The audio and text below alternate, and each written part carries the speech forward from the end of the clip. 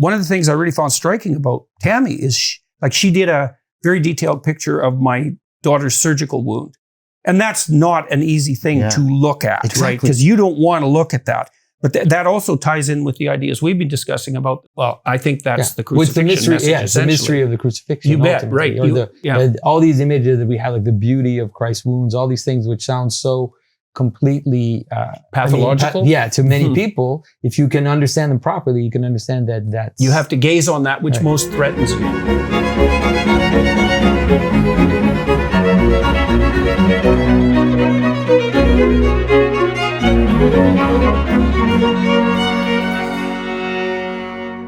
So hello, everyone.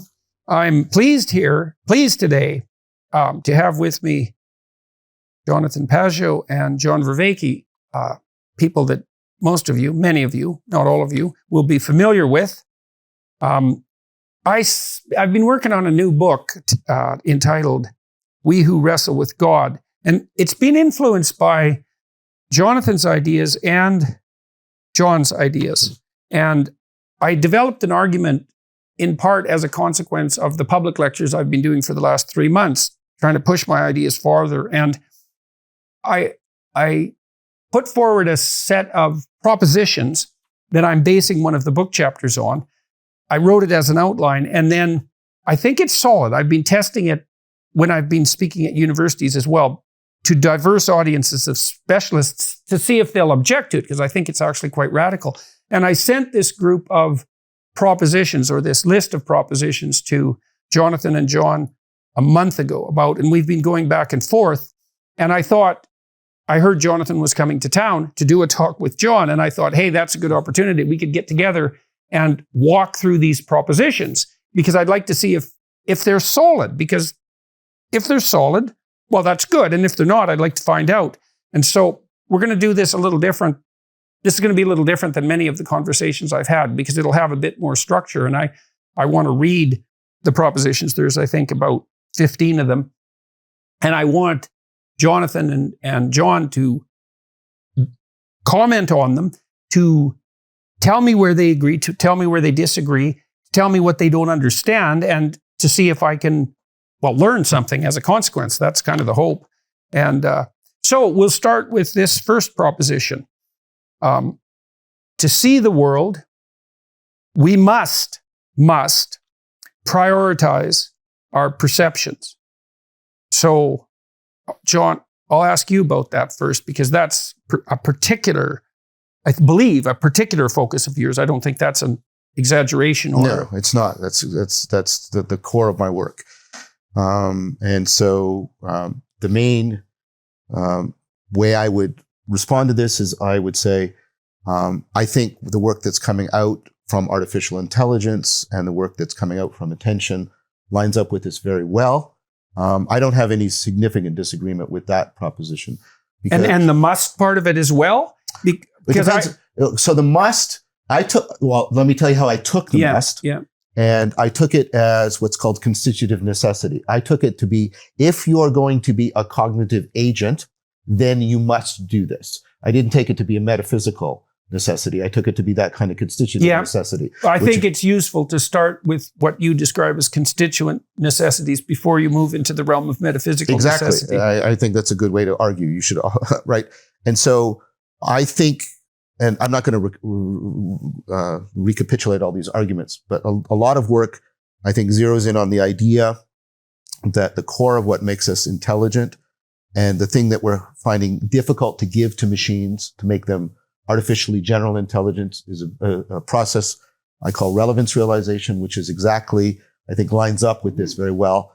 The amount of information available to you in the world is astronomically vast. All the things you could pay attention to. The amount of information in your long-term memory, especially if you think of all the ways it could be combined, is also astronomically vast. Right.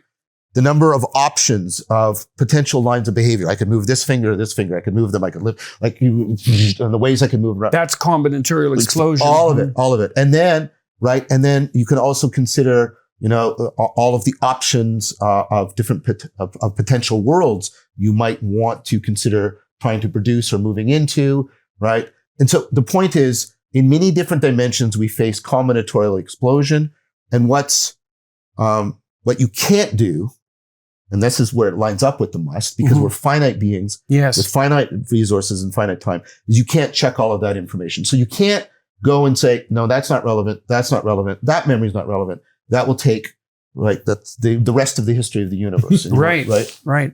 So we don't know how we do it, in fact, because of that in part. Well, I mean, I think there's getting some clues towards it. But we can talk about that later. Okay. Right. So the must and the prioritization on the perception side, you're fine with. It has to be. And here's the tricky thing, which is, the fact that we can't check it means, and this sounds almost like a Zen koan, is the prioritization is odd, when you say it sort of like prima facie. Yeah. Because it means we intelligently ignore most of the information. Right. So the what I want to put. That's a good codicil. So you're saying that you don't want to misinterpret the necessity for prioritization as something like the necessity or our ability to make a numbered list of the number of possibilities that lay out in front of us, because that's actually impossible. Right. So that isn't how we do it. However we do it, isn't that? Exactly. So if you're okay with that reading, and it sounds like you are, prioritization doesn't mean what we normally mean by prioritization, where we set things out explicit and focal, and then choose between them. It's implicit. It's implicit, and it's self-organizing, and our ability to think, and it's unconscious. Emerges out of it. We can influence it top down, but because it is an absolute requirement for our cognition, I would argue that our ability to do anything that we do consciously is ultimately dependent on it and presupposes it. Right. Okay, fine. So that's good. Jonathan, you got anything to add to that? I think the only thing that I would add is, you have to phrase it in a certain way. You have to have a sentence. But there's a sense in which perception, when we say we must prioritize our perceptions, I think the best way to understand it is that perception is already prioritization. In order to perceive, there has to be a hierarchy in itself. Perception is in and of itself an act of implicit prioritization. And to use the word implicit would be a good idea. So to avoid the idea that we are consciously doing it, but that in order to even perceive the world, there already has to be a given hierarchy that is making you able to focus on anything, because or else we would be lost in a wave, a sea of infinite details. Okay, so I think that's a good codicil, and so we could also make a little technical case here quickly. So part of the problem that John referred to is that, in some sense, it's the problem of the finite confronting the infinite. And so we could make a neurological argument for that. So for example, when you move your eyes around, or when they move around as a consequence of being directed by unconscious structures of prioritization, because that happens all the time, you move your eyes around because you want to direct the high resolution part of your visual system to whatever you're attending to. That's the fovea. And the fovea is a very small part of your retina. And it's a very high resolution part. So each cell in the fovea is connected at the level of the primary visual cortex to 10,000 cells. And then each of those have 10,000 connections. And so if your whole vision was foveal in its resolution, you'd have to have a skull like an alien to contain that much brain. And so and that's a real indication of that finitude, right? Is that you do have limited cognitive resources, and limited means practically and physically limited, but it also means metabolically limited. The cost of running your brain is already extremely high. And so you're going to shepherd your available attentional resources because they are finite, and they're finite in no small part because they are technically, metabolically costly. That all seems okay? So I would add one thing to that, which is I would put an emphasis on how this process has to be self-organizing, because we want to avoid a perennial problem, which you and I both know shows up in psychology, which is to posit the internal homunculus that actually doesn't explain the problem, but just shifts it. The central executive is an example of this, etc.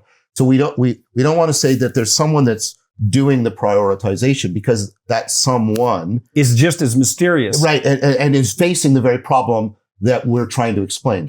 So, the process has to be dynamically self-organized. One of the ways I've realized how that problem works is in an attempt to solve the mind-body problem, because you can't solve the mind-body problem. But you can say, well, let's say you want to explore an idea, and you decide to do that by writing an essay. So then you sit down in front of the computer, which is not an idea. It's actually that you're sitting, and then you move your fingers on the keyboard. And so there's a hierarchy of transformation from mind, which might be the abstract intent, to body. And so the spirit hits the body in the finger movements. And then the spirit disappears in some sense under the finger movements, because you can move your fingers voluntarily, but you have no idea what muscles you're moving to do that. And you can't control the cells or anything like that. Oh, I did that with my students in a lecture this morning. I was talking about this very fact that I said, put up your finger. Okay. Bend your finger. What do you do to bend your finger? Right. Exactly. Yeah. It's so interesting, eh? It's so interesting that you have that level of consciousness at that level of detail, which is pretty detailed, but no more than that. Yes. Yeah. So that's a mystery, man. That localization of consciousness between the body and part of the spirit. There's like a what would you call it? There's a bandwidth. There's a bandwidth of resolution for consciousness. Yes. And why that band? See, the social psychologists who studied language sort of cottoned on to this, because one of the things they realized was that short words, first of all, short words tend to be old words. Yes. So, because as language develops, words that are used a lot get more efficient. But the short words also map extraordinarily well onto the self-evident level of perception.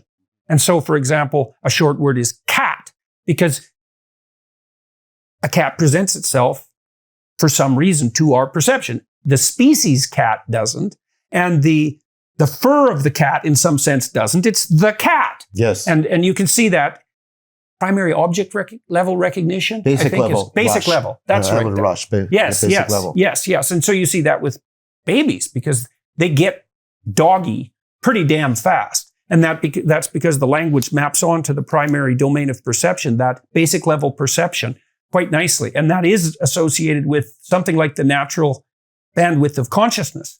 Yeah, I would say that lines up with, if Rush's explanation is, you're getting the best trade-off between differences between category and similarities within categories. Right. And then the question is, what does best trade-off mean? Exactly. And and for me, that'd be a little bit of, I guess, a nuance I'd want to put onto the prioritization, because the prioritization sounds very much sort of like an imposition. Whereas I think what we're talking about is something more like what Merleau-Ponty talked about when he talked about optimal gripping, Mm-hmm. right? So what's the correct, distance to look at this? Well, it depends, because if I zoom in, I lose the gestalt. If I zoom out, I lose the detail. Yeah, it depends on what you want to do. Exactly. Yes, well, Exactly. That's it. That's why I'm kind of attracted to pragmatism. It's like, well, to some degree, our theories of truth need to be embedded in the practicalities of action. And so, is that a grippable object that I can drink from? Well, I want my perception to match that problem. Yeah, but it doesn't, I think that if you understand that the prioritization, let's say that you have heaven and earth, I'm going to use mythical categories, but so you have, that's fine. you have heaven and earth, and that it's the way in which heaven meets earth is a mutual relationship, right? We always see it as a relationship of lovers, you could say. So it's not, the prioritization isn't just about an imposition from above, but it's about the manner in which that which is above, let's say the hierarchy, is able to encounter the potential in which it's... We were talking about that last night. So Jonathan made this funny joke last night. We were talking about Sam Harris, and Sam Harris has this line of argumentation where, and he used this on me, where I interpreted a biblical story and then he interpreted a recipe. Yes. And he said, well, look at all the interpretations. And that is a problem of semiotic drift. Yes. Well, it's also a problem of this horizon of infinite possibility. There are multiple interpretive schemes. Yes. So Jonathan said he'd like to do a video where he shows that a recipe is actually necessarily embedded inside a mythological framework. And we started to talk about that, because imagine, well, the recipe implies that you need to make an edible meal, that you want to make an edible meal, that you're going to serve it to family and friends, that's part of a kind of communion, that you think that's a good thing, that's worth spending time on, that serves your family and friends, that's maybe nested in something like an ethic of service to the community. Like there's a whole network of purpose. I would add more to that. There's all kinds of implicit assumptions that I can capture in a sequence of propositions, procedural skills that are not completely capturable in words, and that those procedures and skills can also map on to the particular virtues and skill, that people are bringing to it. Like, it's like most things can't be solved by a recipe. And Right. Yet, right? And yet, so a recipe is a significant cognitive cultural achievement. And we don't recognize and we tend to overgeneralize the things we think for which we can provide recipes. This is one of the, right. this is That's part of an the, algorithm issue. Yes, exactly. And so there's lots. Yeah. But even in the recipe itself, you will notice that the way in which we name things and the way in which we order things will be related to a normal prioritization, hierarchy prioritization. But if you're making chicken, you'll have the chicken and then you'll have the spices. And you'll understand that these elements that I'm adding are spices and that they're, let's say, something like a marginalia that I'm adding to the central meal. Yeah. It's actually it's the pattern of a church, actually, where you have a movement towards a central identity that we understand. And then we have the way in which it's complemented through other things. And so even the actual recipe itself is like a little microcosm. And also the judgment you use is like, well, how much spice? Yeah. Well, the answer is, well, what function is the spice going to serve? And you say, well, I want to add a little zest and interest to my cooking. And so then you have a philosophy of zest and interest that's associated with that, because just predictable chicken isn't good enough. And maybe you want to put a little more spice on because you want to, what would you say? You want to challenge your guests a little bit in an interesting way. And you're thinking this all through. And for the same reason you'd wear funny socks or a tie that has just a little bit too much on it, Well, it's the same thing. I mean, that's actually a feature of general problem solving. Like when people are solving a problem, especially if they might get the wrong frame, moderately distracting you from the central concern is an optimal way to exactly. You need to do that. So what I'm hearing both of you say is the prioritization is really a multidimensional optimal gripping. That's right. We're constantly trading off. Okay. Well, then we can also expand on that to some degree, because multidimensional and optimal brings a lot of other concerns into it. So imagine that one of the principles, and Kant moved towards this with his theory of universal ethic in some sense, although I think I hesitate to criticize Kant, but I think that there's a deeper explanation for what he observed is, well, how should I treat you? Well, that's a complex question.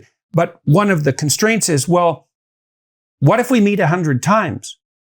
So we're going to establish an actual relationship. So however I conduct myself in the present moment has to be in accordance with a value hierarchy that takes into account the desirability of our mutual interrelationship into the future. And that produces a very serious series of, I would say, often intrinsic constraints. So I can't be too insulting. I can't be too unwelcoming. I have to offer you something approximating a true reciprocity for the thing not to degenerate. And all of that, and I would say that also governs how you cook for someone if you actually want to make friends. So it's like treat other people as you would like them to treat you. Yeah. And it's pretty funny that that's the intrinsic ethic in a recipe. And so that's such a funny argument. We'll get right back to Jonathan Pageau and John Vervaeke in just a moment. First, we'd like to tell you about Elysium Health. Founded by Dr. Leonard Guarente, a renowned MIT researcher and 30-year student of the science of aging, Elysium Health is on a mission to translate critical scientific advancements in aging research into accessible health products and technologies. Their flagship product, Basis, replenishes youthful levels of NAD+, activating what scientists call our longevity genes to promote healthy aging and keep you feeling younger, longer.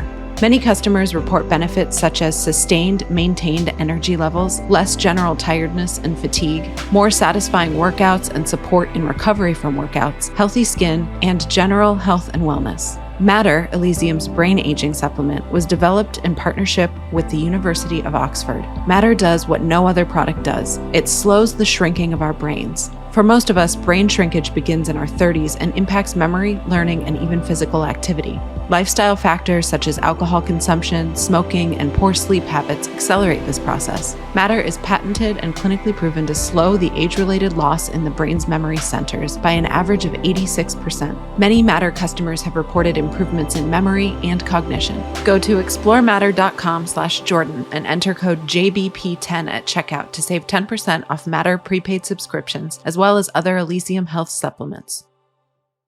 Okay, so let's move to the second presupposition. To act in the world, so it's kind of a corollary with the first or something equivalent. To act in the world, we must prioritize our actions. I don't think we probably have to cover that, right? Because it's perception is an action already, because you have to move your eyes and orient your head. And optimal gripping is an action. Yes, exactly. Right. So I think that goes with it. Right? Yeah. Okay. So we'll leave that. Okay. Now this is the next. This is a nice switch, I think. Any system of priorities is a structure of values, and then I sneak something in, an ethic. So I'm kind of defining ethic as something approximating perhaps an internally, it's like a game. It's an internally consistent hierarchy of value, but it's going to have to be iterable in the sense that we already discussed. So that's kind of what I'm defining an ethic as. And then you could also think of it as something that's embodied. So when you're watching someone on a screen in a movie, say a character, they embody an ethic. That's what makes them interesting. It's a whole structure of value, and they're acting it out. And it's a system of priorities of perception and action. And that's a value structure. The reason it's a value structure is because, well, what's the difference between prioritization and value? You prioritize what you value. And so I think the difficulty I have is if you use the word ethic, because the word ethic is so charged with morality and also the way that we're supposed to act between each other, then I think it can be a little bit misleading, because value is great. It implies good. It seems to, well, I think good is fine. That is the good in the sense that there's also a good glass, which has no moral bearing at all. There's a good way to walk down the hall, which is not a moral question. There's a good way to fish, but these are not ethical. Well, maybe they are. Maybe. But I think that's maybe the little place where I would wonder about. Yeah, the word so ethic. that's a terminological problem in some sense, right? Well, it is. I don't know. What do you think that it seems to, as the word ethic seems to imply interpersonal relationships more? Yeah, the word ethic has been reduced to the moral interactions. Ethical. Yes. Whereas typically philosophers will use the term normativity to be a much more general term for the idea that there's a governing principle for your behavior. Okay, so I'll have to make sure I clarify that when I read about this. But I was also thinking about, common fictional tropes in popular culture. So if you're watching a mafia movie, one of the things that's interesting about a mafia criminal, as opposed to just your ordinary criminal, is that he's not entirely chaotic, right? He abides by the mafia code. So he's loyal to a certain code. Yeah, he's loyal to a code. So it makes him a quasi-ethic actor. And I would say, well, the mafia character does embody an ethic. And I'm kind of struggling for a word that isn't ethic. You might disagree with the ethic. No, but I think it's because, I think you can actually take this a lot further than just a mafia person. I think there's a way that you can be a good mass murderer. That in the sense that you have discovered the hierarchy of values, things you need to value in order to become a good mass murderer. And now you're engaging in them towards that hierarchy of values. There is you could say there are satanic hierarchies, upside down hierarchy. The Columbine killers, for example, were doing exactly that. And most of the mass shooters, there's a contest going on. Yeah. They know about each other. They're often, in fact, one kid who was planning to do this wrote me. Really? 6 months ago, he had a 50-page manifesto ready and the weapons. And he watched this YouTube video discussion I did with Warren Farrell, and where we touched on this issue. And he decided that there was seriously something wrong with him and that he should get some help and not do this. But he was in contact with one of the people who went out and shot up a high school. They had been contact online. So he was that far away from it. Yeah, but so there is this. It's not you can have a chaotic criminal who's completely unpredictable, but then you don't have much of a plot, right? He's not an interesting character. He's going to get caught really fast. Well, there's that too, right? The far more interesting ones have an ethic. Now, it's not an ethical ethic. Right. So that's why the word ethic is difficult, because you could say that ultimately what's going to happen is that there will be a hierarchy of value systems that will be more related to the good in the classical sense. That is Plato. Exactly. And this is Plato's argument that nobody willingly does evil. Everybody does what they conceive to be a good in some fashion. Yeah, and you see that in Dante, you see the same, his whole movement. He even talks about how the people in hell, everybody is there because of... I'm reading the Divine Comedy right now. That's wonderful. Yeah, it's great. Everybody who is there because of love for a good, even if they love the good too much or they're mistaken about, let's say, the actual ultimate value of that good.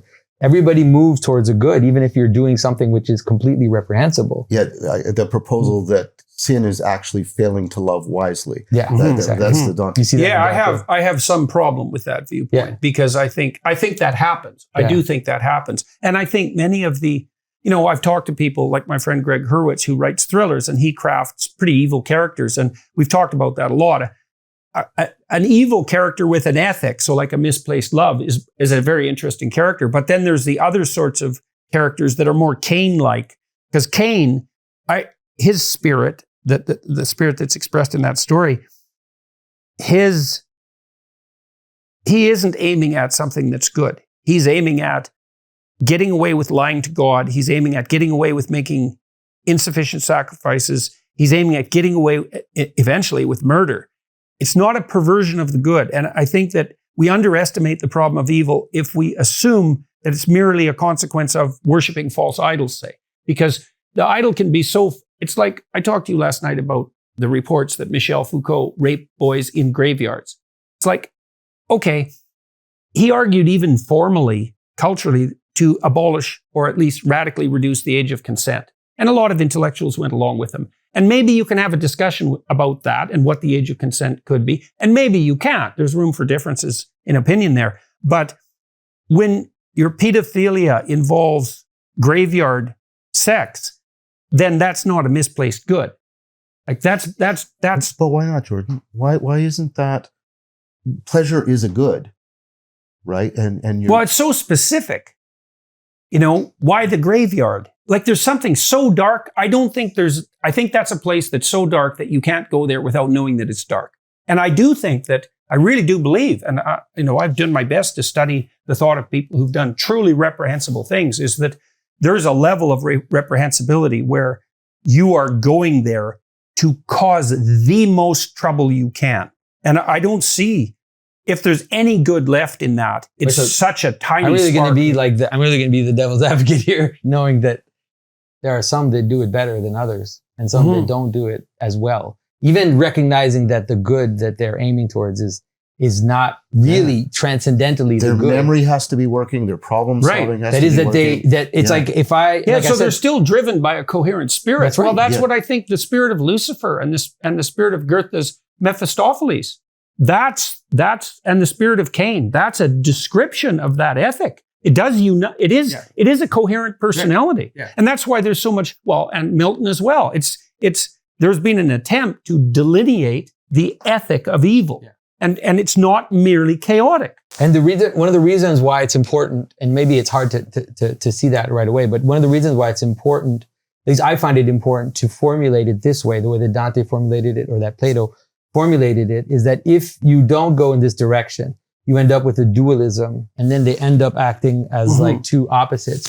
Whereas there's the more Platonic way of setting it up, what ends up happening is that the evil always ends up just being a perversion of the good. Right. It's parasitic. It's always parasitic. And so what it does is that it makes the good truly good, and it makes it all pervasive and a way in which it can actually fill up the entire cosmos.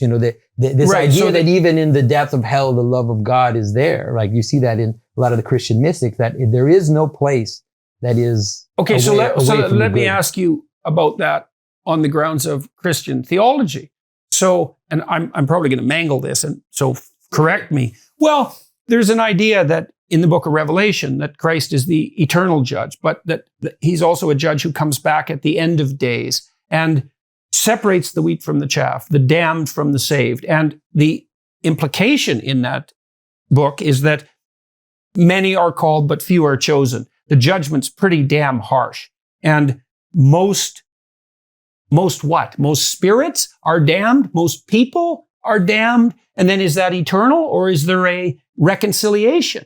And so I don't know the answer to that. So in the Christian theological you could say sense. That the best way, this is the type of thing that could actually get me in trouble, but it's like the best way to formulate it, I think, that we're seeing in the Orthodox tradition right now, is to say that we live in the hope of a final restoration.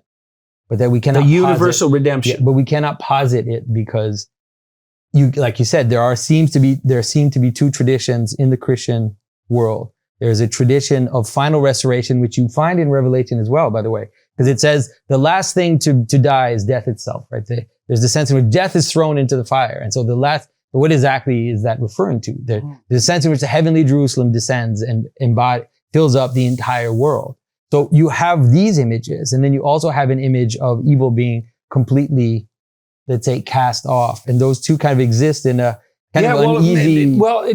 I was thinking about this the other day when I was thinking about making a video addressed to the Islamic world, as preposterous as that might sound.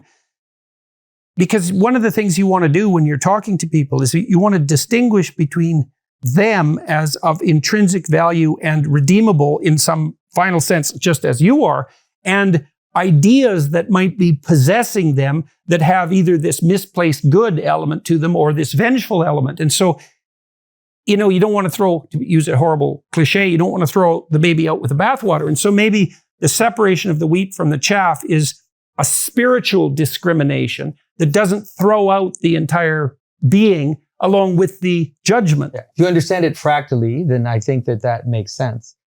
If you read, like, for example, C.S. Lewis is a great example of someone who kind of was going in that direction, was hinting at some things. He talked about how, like, this notion that the key to hell is locked from the inside.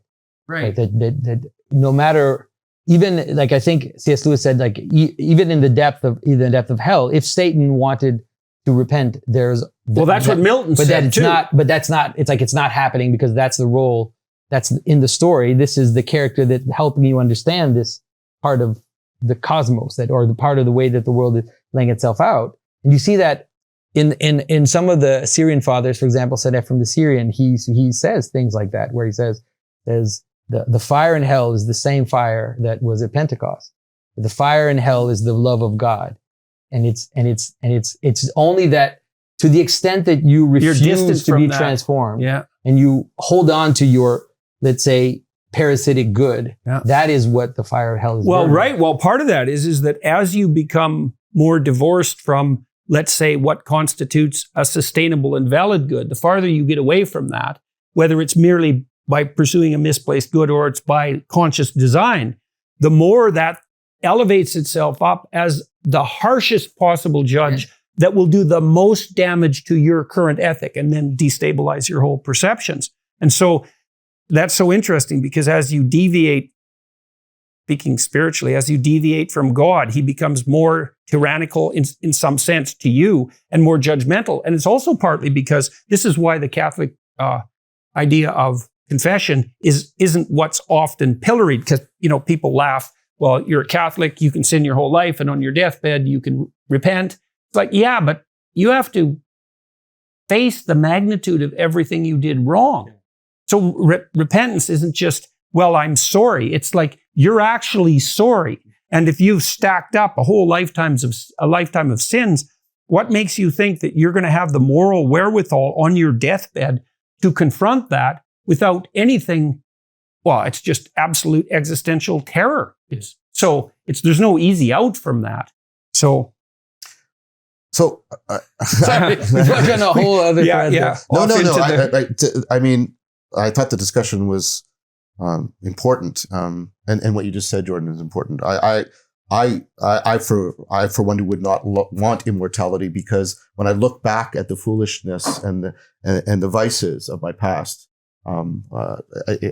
it's hard.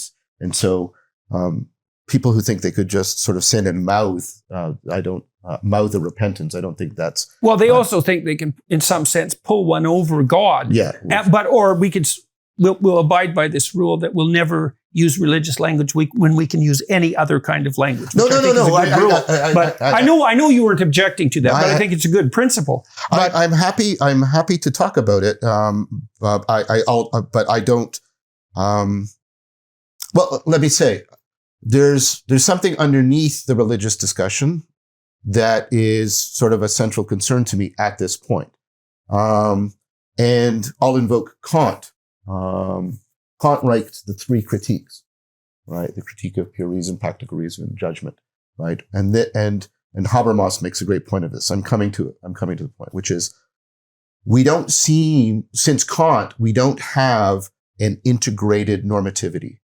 We have three autonomous spheres of normativity around the true, the epistemic, the good, and the beautiful. And what Kant did, and one of the problems of modernity, and this is Habermas's point, is he made a very strong case for the autonomy of each. Right? Beauty is beauty. So that's partly why you objected in the way you did when you emailed me back. Because Exactly. I was talking about an ethic that would unite, and you said, well, it's differentiated, true, beautiful, and good. Right. My response to that would be something like, well, whatever God is, fundamentally ineffable, so we'll make that Yeah. we'll make that clear to begin with.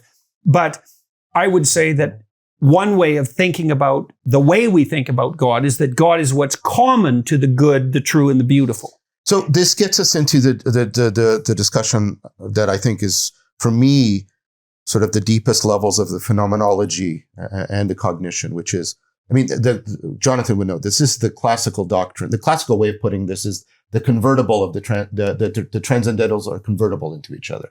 So somehow the true and the good and the beautiful are one, but not mathematical identity. This is really important. It's not like you can, right? And so, Aquinas wrestles with this. I've been reading Maximus, by the way. I think you see a reflection of that in the idea of the Trinity too.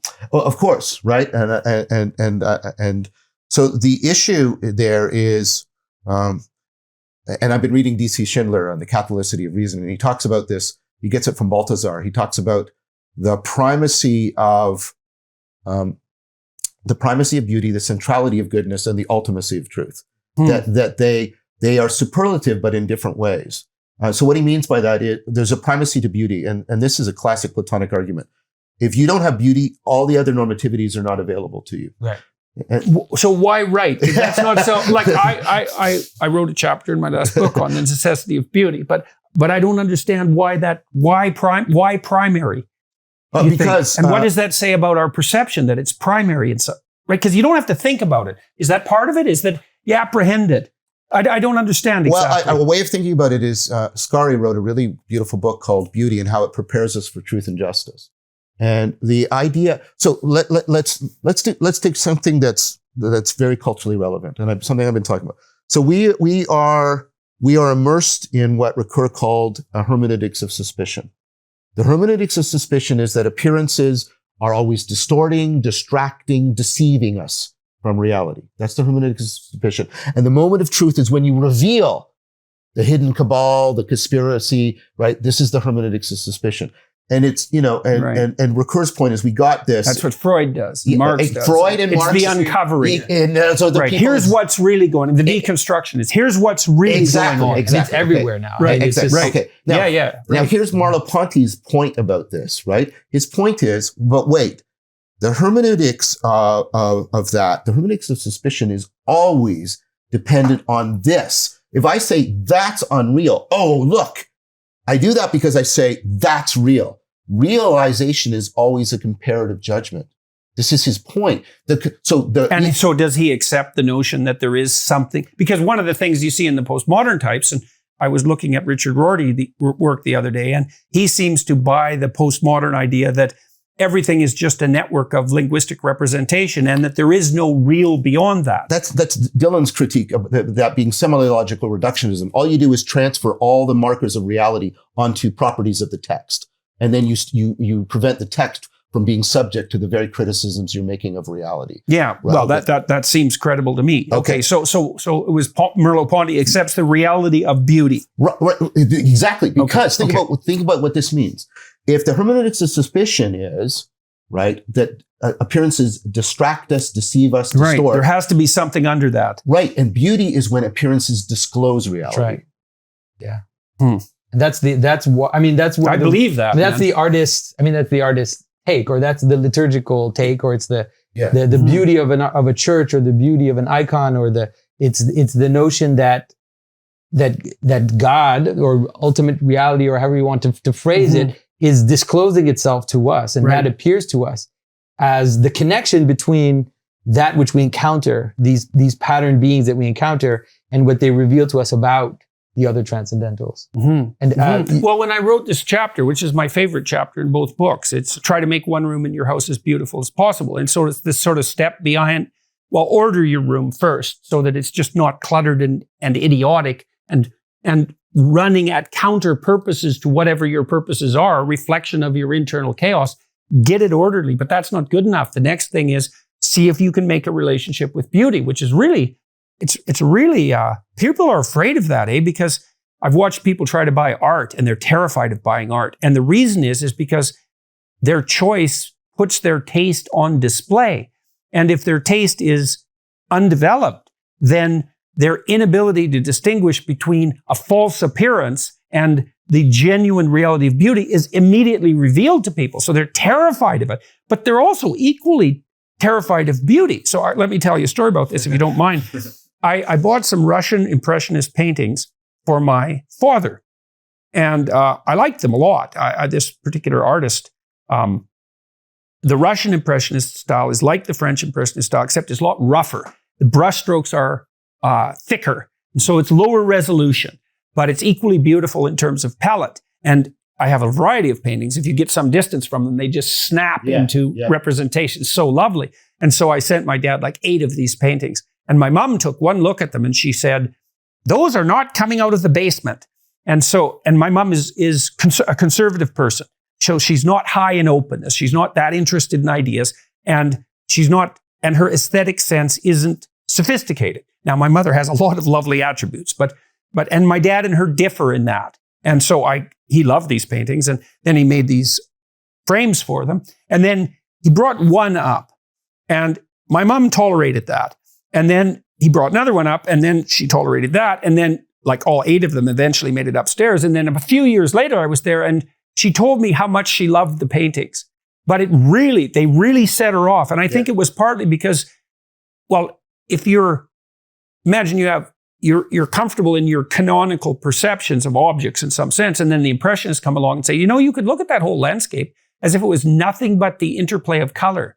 And we forget how radical that is. I mean, those paintings caused riots in Paris when they were first showed, Impressionist paintings. And that's what my mother was reacting to. It's like, oh my God, there's a whole different way of looking at the world. I don't want to see that. And it's an invitation to that which is beyond the triviality of your perceptions, let's say. But it's to think that there's nothing about that that's worth being frightened of or challenging. You don't understand conservatives if you don't see that. So, but in terms of beauty, one of the things that also that, especially now, one of the problems or the way that beauty can kind of overwhelm us is that we feel as if we give ourselves, we're afraid of the suspicion, the hermeneutics of suspicion. We're afraid that if we see reality discloses itself to us and we can see the connection between that which is appearing to me and something behind it, then I'm afraid that if I make that leap, then I'll be betrayed, or that it will that it won't turn out to be real, and sometimes it's not. Like it is possible to be tricked by appearances. And this gets you to Hans, Saving Beauty. His critique of what you see going on right now is he argues that if you read ancient texts, if you read Plotinus, one of the features they'll say about beauty is it's striking and disturbing and disrupting. Right? And I want to come back to that about the transformative aspect of truth, but right, the transformative theory of truth. And Han talks about, what we've done, right? And he talks about it in other books too, is we try to reduce the beautiful to the smooth, which is the ease at which we can consume something. Yeah, like the smooth outer cover of a car. Exactly. Right. Or 1 pixel resolution. Yes. And because what that does is it gives you, and I'll use this word deliberately, the veneer of beauty, but while protecting you from the hermeneutics of suspicion. Smart. Yeah. Right? You see that? So what we do is, and then he says, and pornography is the primary example of that, because what you do is you remove all threat, all mystery, all otherness from the person. So there's no way they can strike you or disturb you. There's no way reject you. Right. Yes, exactly. And so pornography is an example of the smooth completely overtaking the beautiful and being misunderstood as the beautiful. But if you gentlemen are in agreement with that, what that means, that's my answer to why the primacy of beauty. Because if you do not get that ability to, and I want to use this word in two senses. Sorry, please go ahead, then I'll ask. Yeah. I want to say through the way I'm saying, like through my glasses, beyond and by means of, if we can't properly get a moment where we can see through appearance into reality, we are locked into solipsism and skepticism. Mm-hmm. You need a primary move. Right. And if you do it rather than it is called to you, then you are trapped, right? You need something that calls you from beyond appearances so that you can properly align appearances to reality and you realize that's why the primacy of beauty. So is that the ontological calling you out of epistemology? I would argue that that's Plato's argument for how the beauty. So when you say, so I've thought a lot about the relationship between love and truth, and I think love is primary and the truth is the handmaiden of love in some sense. But so there's a primacy there, I would say the primacy of love, but you're making an argument for the primacy of beauty. And so are they contradictory arguments? No, not at all, because Plato's view of love, and you have to be careful because Plato is taking the Greek notion of eros and he's trying to bend it. And I think he's trying to bend it towards what the Christians are going to eventually talk about in agape. Right. Okay. Right. So take that as a caveat on what I'm saying. But nevertheless, what's going on, right, is Plato says, no. What love is that you are called to beauty. And let me just try and show you. Give me a sec because there's a connection. Yeah. Okay. So this will sound like, where's he out of left field, but like truth, rationality, most of the cognitive biases, in fact, there's a growing argument that a lot of the cognitive biases, confirmation bias, blah, blah, blah, blah, a lot of them are actually aspects of the my side bias. Egocentrism. I won't make that argument here. I think it's a good argument. But let's say, even if it's only partially true, this is an important point. And Spinoza got this, right? This orientation, self-relevance, how things are relevant to me, right? That sort of fundamental egocentrism, a fundamental way in which you're prioritizing your perception on the world, right? You can't reason your way out of that. Spinoza, the most logical of the philosophers, says, no, the only thing that will invert the arrow of relevance is love. This is Murdoch's point. Love is when you recognize something other than yourself as real. Right. Okay, so let me ask you about that, because I've been thinking about the idea of being selfish. Yes. Psychopaths are selfish, but they also betray themselves. Yes. Because psychopaths don't learn from experience, and they doom their future selves. Yes. And so I kind of wonder if the love that lifts you out of this self-orientation, what it does in some sense is that it's the way you see the world. If you see beyond this narrow selfishness, because I don't really think there's any difference technically in me taking care of the multitude of future selves that I will become and me treating you properly. I totally agree. Okay, I think fine. Your relationship to your future self is ultimately an agapic relationship. And I think that's the only way you can deal with a lot of the empirical research. Okay. So you do. Yeah, yes. Why the empirical research? Because I think the empirical research shows that, I mentioned it in the Cambridge talk that I sent you the link to, right? What if you do this? This is one instance among many experiments. You go into a bunch of academics at a university, the people who are supposed to be the best at taking data and processing it. You present them with all the evidence that they should start saving for their retirement right now. Right. And they won't do it. You come back 6 months later, you ask them at the time, is this argument a solid argument? Great evidence. Yeah. Come back 6 months. Have they changed? Not at all. Yeah. The behavioral therapists know that perfectly well. Right. Yeah. But if you do the following, you say, I want you to imagine your future self as a family member that you love and care about. Right. They will start to save, and more importantly, the vividness of that imagery predicts how well. Well, that's so cool. Look, this program that we worked on, future authoring program. Yes. Well, it's predicated on the idea of developing a love for your future self. So it's an exercise. It's a real sense. It's like here, and it's the ethic that's underneath it. Although this wasn't particularly conscious in my mind when I built it, was knock and the door will open. It's like, okay, let's play a game. you get to have what you want and need. But the rule is, first of all, you have to accept it. And second of all, you have to specify it. And so, but let's just play it as a game. Yeah. If you could envision a future that would justify your suffering, that's a really good way of thinking about it. Justify your suffering. What would that entail? And then I make it practical. It's like, well, what do you want for an intimate relationship? How do you want to treat your family members? What sort of job or career? Like I break it into 7 practicalities, to nail it down to the ground.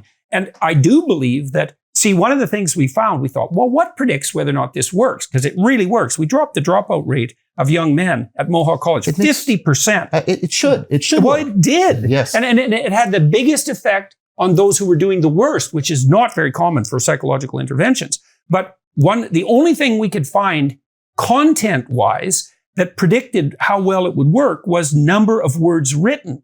And so my sense was, well, that just was an index, a rough index of how much thought they put into it and how vividly, and then it would be, did they treat their future self with some love, like genuinely? And then did they differentiate that so it wasn't just an abstract mountaintop conceptualization?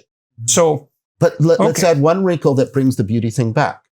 Because you go back and ask them, why didn't you pay attention to your future self? Before. Well, sometimes people don't think they could. They have no idea that that's even a possibility. I don't deny that. Yeah. But overwhelmingly, people said, I don't want to look at that person because that's me, old and ugly. They're afraid of it. Yeah. And it's an aesthetic judgment. It's an aesthetic judgment. Right. And what you have to do is get them to reform it. But what if that's an old... It's a shallow aesthetic judgment. Yes.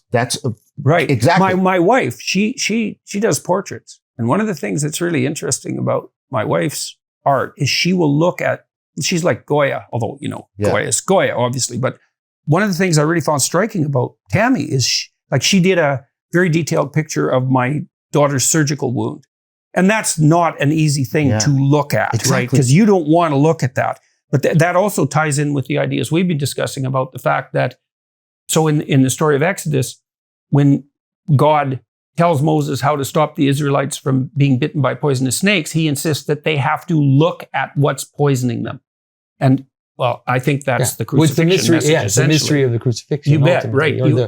All these images that we have, like the beauty of Christ's wounds, all these things which sound so completely pathological. To many people, if you can understand them properly, you can understand that you have to gaze on that which most threatens you. Yeah, there's a verse, and then you say, well, this inadequacy of vulnerability that characterizes old age, there's a terror in that. Yeah, and so people won't go there. Right, but what you do is you replace the shallow aesthetic.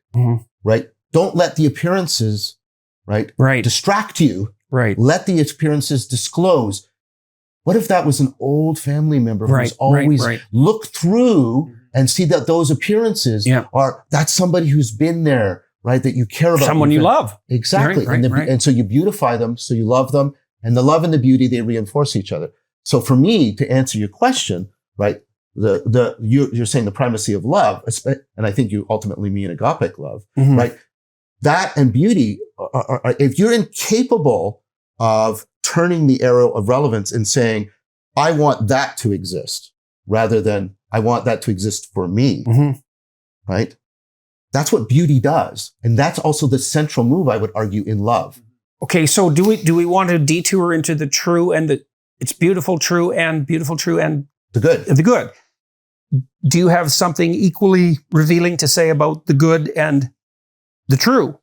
Yeah, I do. Okay, well, let's go there, and then we'll continue through this because I thought that was really useful. Well, and I would like us, if I would request that we return back to that, whatever this discourse, whatever. I love following the logos. That's I aspire to be like Socrates, spoken like a true Christian. Well, but spoken like a true follower of Socrates too, right? Fair enough. Right. But I'm hoping that in this dialogos, if we get into the depths of the true, the good, and the beautiful, that we can address my criticism of you. Yep. Which is, I'm making a criticism on behalf of the Enlightenment and Kant. Yes. Which is the fracturing of the normativities into 3 autonomous spheres. Yeah. And this argument, if it's going to go forward, needs something that would. Yeah. I see what you're doing. You bet. Is that okay with you? Yeah, that's Jonathan? fine. Yeah, that's okay. Right. Okay. So for me, The thing I want to say first about the good is there's two readings to make about this, and one is, and this is what the Enlightenment did. We can reduce, and Jonathan's already challenged this, but we can reduce the good to the ethical good. So that when we're talking about goodness, we're asking how moral a person is in the standard modern meaning, right? Now, what Plato argues is that is actually a derivative form of goodness. Mm-hmm. It's kind of an algorithmic form. It's kind of an algorithmic form, but so here's the central sort of, at least I would argue. Now, of course, there are going to be 10,000 Platonists who will disagree with everything I say because Plato's been around so long, right? But I think I could make a good case, and I think this lines up with the best book I've ever read on Plato, D.C. Schindler's Plato's Critique of Impure Reason. The best book, hands down, my whole life. D.C. Schindler's astonishing. But here's a proposal, right? And you can see Descartes wrestling with this in the Enlightenment and sort of failing. We need intelligibility to be wedded to reality. Right? The structures of intelligibility have to be not identical to, because that's impossible. You try idealism, but that fails. I'm sorry, that was too fast for some people, but I'll just let that go. But so the map has to correspond to the territory. More than correspond, there has to be a conformity. There has to be a contact and a wedding to them together. There can't be a space between them, like there is between map and territory, because as soon as there's a space, there's what guarantees and what manages the space. And at some point, this is Taylor's point, you need a contact epistemology, not right.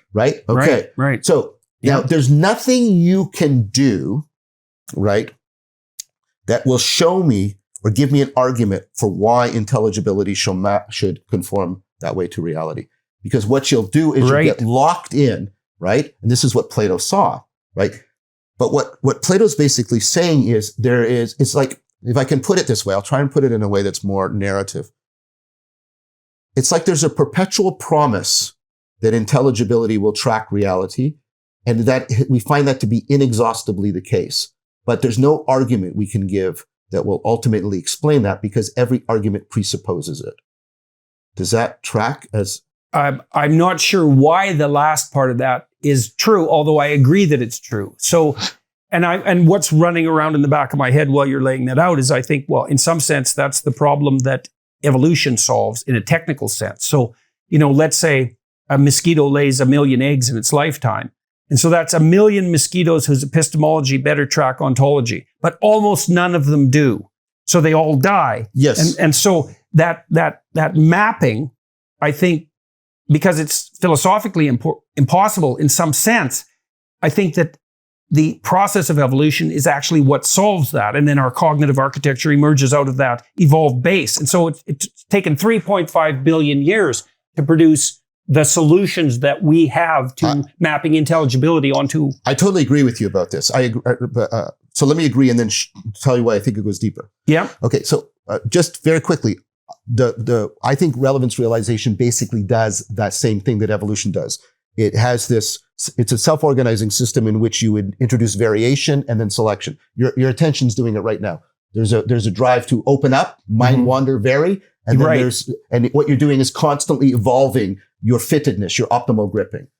So towards some end, which is the dialogue of the conversation. Yes. Yeah. Yes. And whatever that's embedded in. Exactly. Yeah. Right. Yeah. Okay. So you're doing this. Exactly. Yeah. And there's a space of associations beside what you're doing. But what I'm saying is evolution actually presupposes an ontology in which that will work. Right.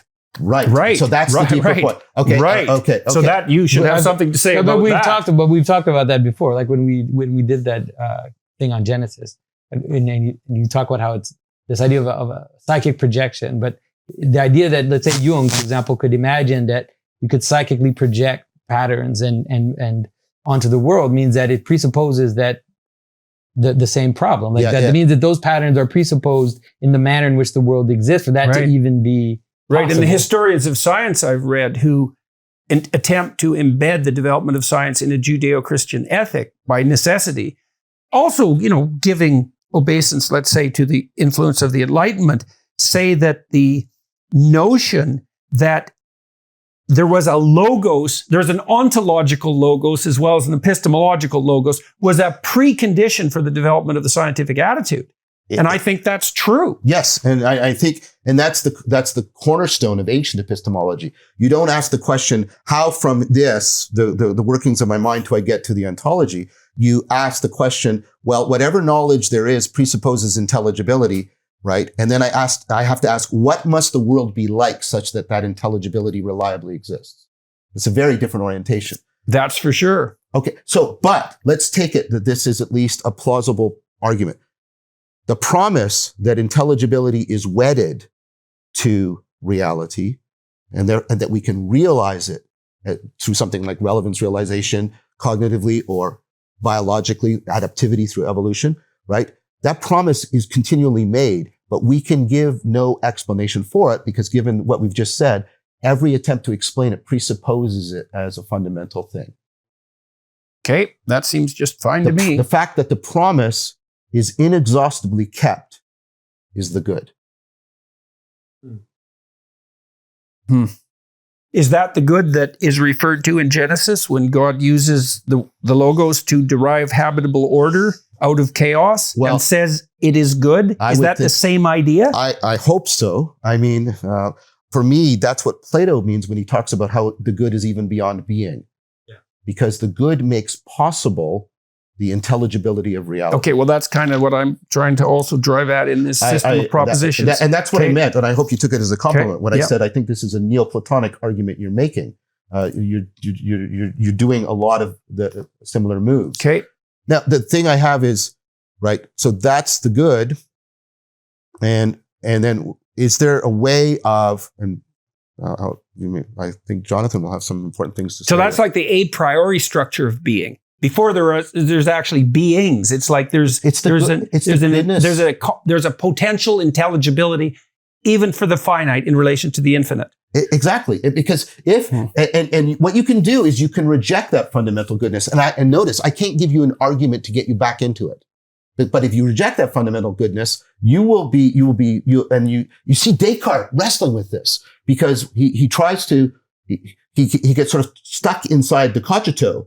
Right. And he's trying, and I think, therefore I am. Right. And he realizes, I could be trapped in solipsism and skepticism. And what does he do? He says, no. There must be a God that guarantees that the intelligibility, the clear and distinct ideas map onto reality. He realizes he needs something outside of the argument in order to guarantee that fundamental goodness that makes everything else possible. But then what he does is he creates famously a circular argument for that God. And so he tries to make an argument for it, but he ends up presupposing the very thing he's trying to prove.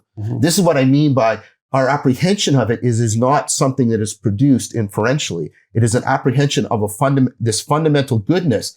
And I can't give you an argument or an evidence for it.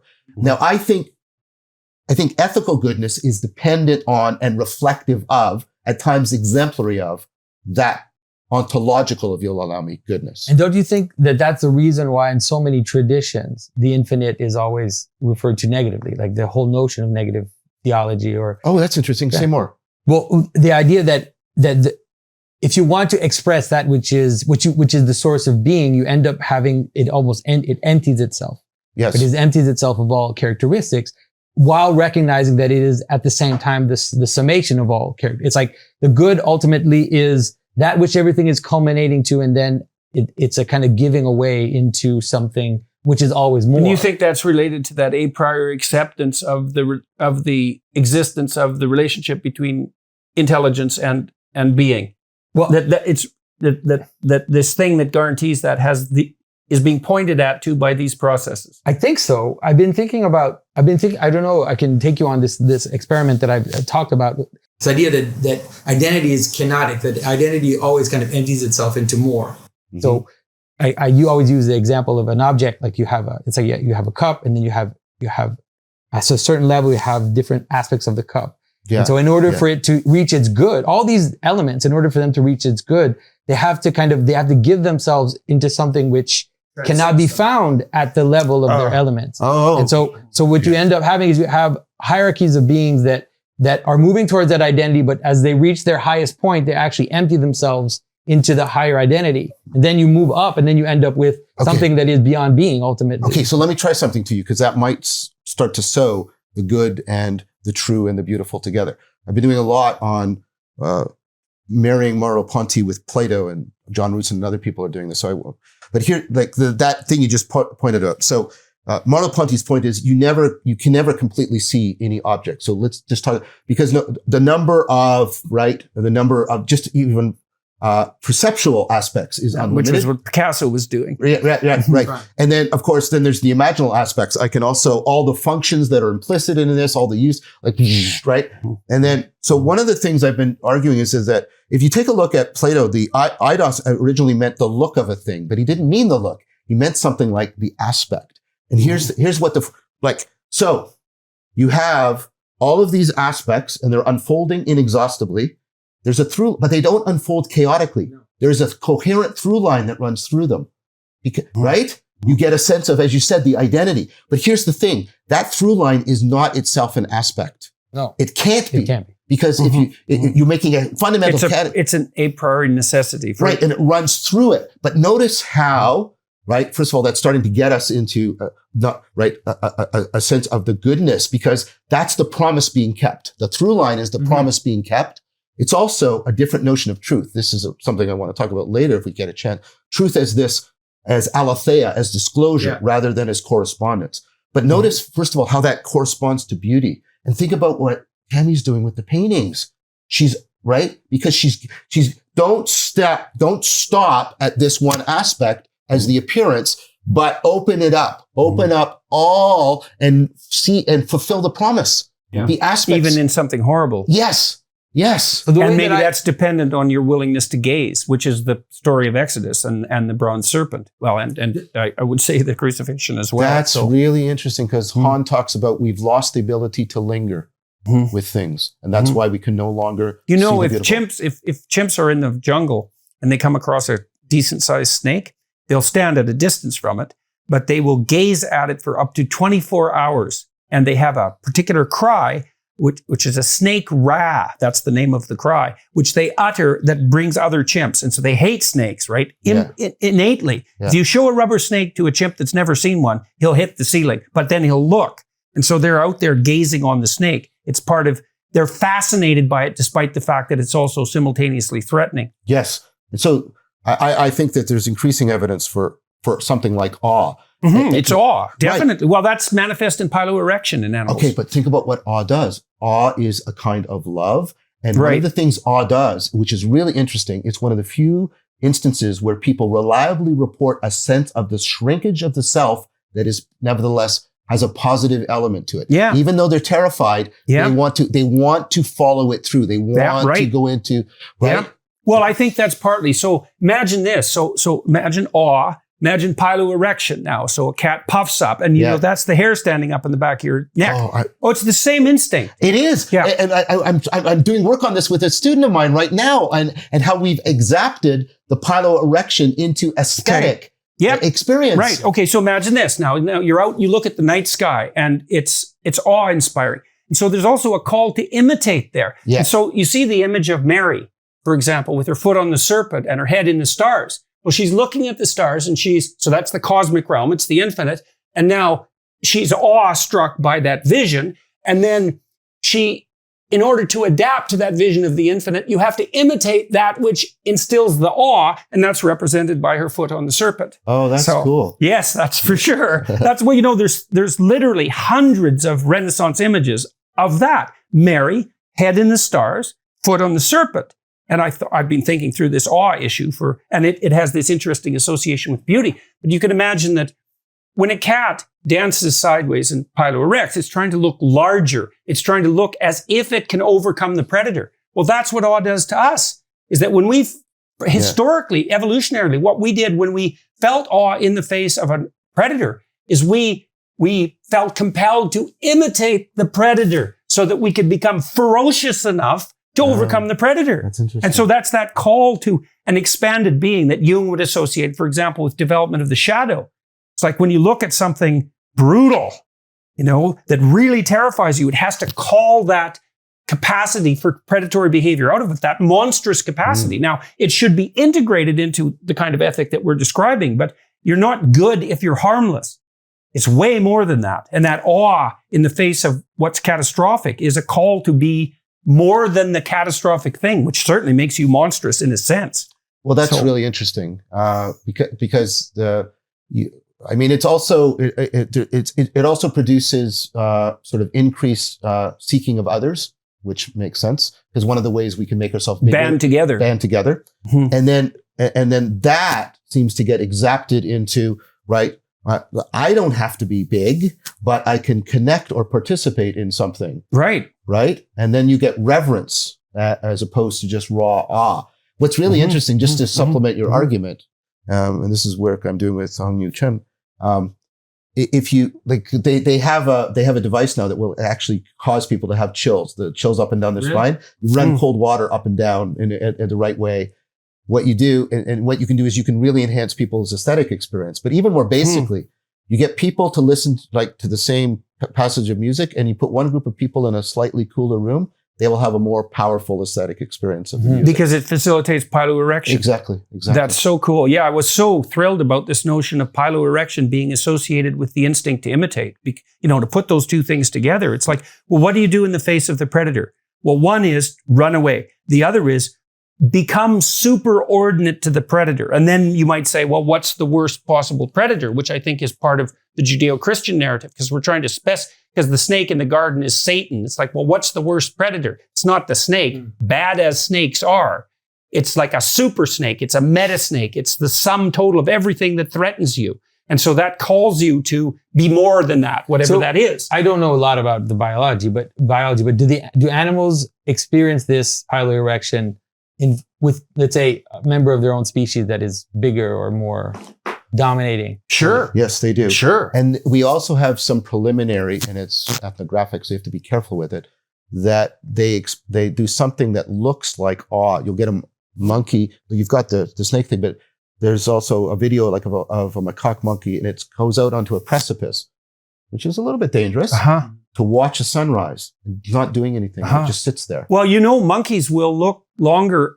If you show them photos of their troop, they gaze longer at the high status individuals as well. Yes. And if they are encountering a high status individual who could take them out in some sense, but not merely as an expression of power, as the primatologists insist, then they do show piloerection in response to the threat from the superior. But they're also fascinated by it. And you can imagine that part of that fascination is the locking of their attention onto what they could become. Right, because that's what at least that it interests me more in the sense of beauty, right? Yes. Where it is this sense of shrinking in front of something, in the sense feeling that you're smaller than that, and then this desire to move into it or imitation as a kind of internalization, a kind of wedding yourself to someone in a profound way. And it's a form of worship, a primary form of worship, right? Because you worship what you imitate what you worship. They're the same thing. Yeah. And so, okay, well, that was fun. So shall we move to the next one? I think so. I mean, I'm getting a sense of how the true, the good, and the beautiful could be potentially integrated. Because I think that's a necessary requirement for this argument. And notice how we are moving outside of, we didn't talk about true, we can talk about that later at some point. We're moving outside of sort of standard ways of talking about at least goodness and beauty here. And I think there's similar ways of doing it at truth that could actually get us back to something that... well, it's nice to put the biological twist on it too. I'd wanted to run one thing before we move on, which is that the way that I tend to think about it in terms of when we talked about the idea of the through line. Yes, say you have I think that's the eidos. I think that's what the form is in Plato. Well, it isn't what Aristotle thought it was. It isn't just a specificity of necessary and sufficient conditions. So would you feel comfortable with the notion that it's the manner in which the multiplicity is gathered? It's the logos. Right. And so it actually gathers multiplicity. Don't listen to my words. Listen to the logos that gathers them together. All things are one, right? Heraclitus. So then what we would presume provisionally is that the thing that unites the true, the good, and the beautiful is the logos. Now, we shouldn't make the presumption of knowing that we understand what that logos is. We've got some hints about what it is, but we can't characterize it entirely.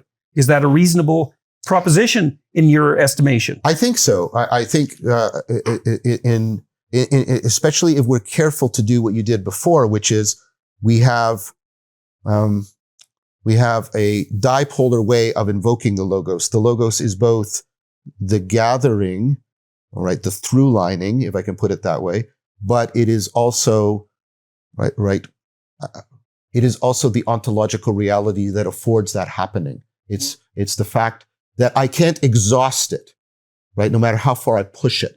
So whatever through line I have is at most a signification or a symbol of the fact that it's inexhaustible. Did that make sense, what I'm trying to say?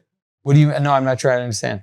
That the through line is the significance that it's inexhaustible in the manner in which it points up, or in the manner in which it inexhaustible like this, or inexhaustible in the manner sense in which it's the fact that intelligibility between representation and actuality remains regardless of how far you push it. Okay. So that would sort of be like the notion that the universe is logical, logos-based, essentially. And that we're not going to run out of that. But it's not going to be logical in the modern sense of a complete system, even though Gödel tells us you can't reduce it to an algorithm. Exactly. So this is what I mean by saying I don't think of the form as like a standard Aristotelian essence, at least how it's been taught to me, which is a set of necessary and sufficient conditions. Like there's no becoming in that, is there? There's just being. Well, right, because becoming implies transformation of something that's algorithmic, but in a manner that doesn't escape from the logos. And I mean, I think that's how reality constitutes itself. And that's part of the solution to the scandal of induction. It's like, no, you can't predict with 100% certainty what's going to happen next, but what will happen next, despite its unpredictability, like the next note in a symphony, is still predictable. Exactly. This is what I mean about the good. The reason why Hume couldn't deal with the problem of induction is it requires the apprehension of the good, which is the promise that this is not going to be logical identity, but nevertheless, it is going to be inexhaustibly coherent. It's going to remain beautiful. And in that sense, it's always going to be something to which you can conform. It's not reducible to an algorithm, but that doesn't mean, well, you said it, that doesn't mean it's not habitable. It doesn't mean it's not good. It doesn't mean it's not coherent. Exactly. Right. And your example, the music, which John Russin used, the musicality of intelligibility is, I think, the best way to think about it. Yeah, I think so too. I think that's I actually think that's why we like music. Yes. Because I think that music is actually the most representational art form.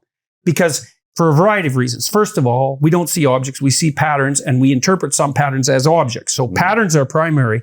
Then we're looking for the harmonious interplay of patterns. And then it's not strictly a causal relationship, because the music is governed by principles, but it's not formally predictable. Otherwise, it gets boring. Yeah, exactly. Right? So you see that, I think, most particularly, I've experienced that most particularly with Bach's Brandenburg concertos, which have this amazing continual unfolding that's so logical, it almost appears mathematical, and yet it's unpredictable, and you don't know where it's going to go. Exactly. And it goes there, and you think, man, that's just right.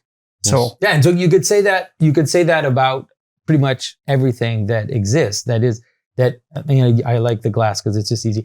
So the idea is that there is a through line in this glass, but the through line goes through potentiality, which is indefinite. That is, I can encounter a million glasses in my life, and they will all be different. Well, that's like the realm of musical possibility. Exactly. But they all end up being predictable to a certain extent once I grasp it. Like when I see the glass, I recognize it, but I couldn't have predicted that this is the glass that would exist. There's a kind of potentiality which is maintained within the identity of the glass, but it's inexhaustible. Right. And when you see that, when you apprehend that, and this is Scari's point, this is being struck by beauty. You see the tree, and it's like every other tree you've seen, and yet it's not.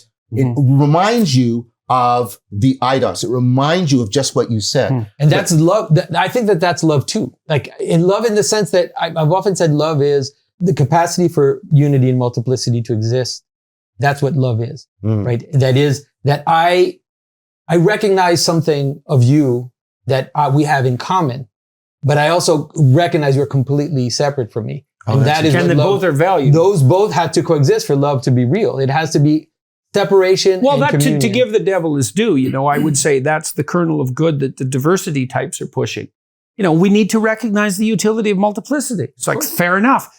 The problem with that, is, well, yeah, but where's the unity here? Where's the unity? It's all diversity. It can't be all diversity because then we're in conflict.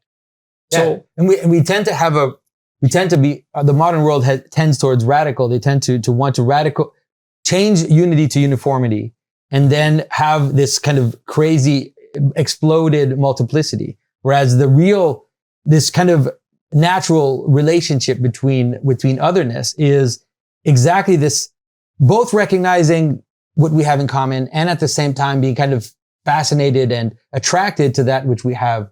Well, you think about the reason this conversation works is because we have grounds for commonality in our understanding, but that would be sterile without the multiplicity because we would just run over the same territory. And so, we hope we aim towards the same thing enough so that we can communicate, but I wouldn't like it at all if each of you didn't bring something to bear on the discussion that I'm incapable of bringing to bear on it. So the last thing I want to bring up is, of course, I mean, people are going to say I'm Jesus smuggling, but that's the reason, one of the reasons, or why we can understand that in Christianity, the Trinity is seen as the infinite.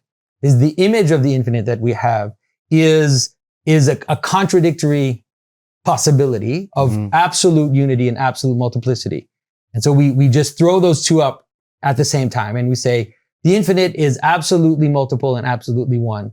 And you cannot, without contradiction, and you cannot you can't reconcile that completely because that is ultimately it's a problem which fractally appears everywhere anyways, because everything in the world has something in common with everything else. Yes. Whether if it's just being itself.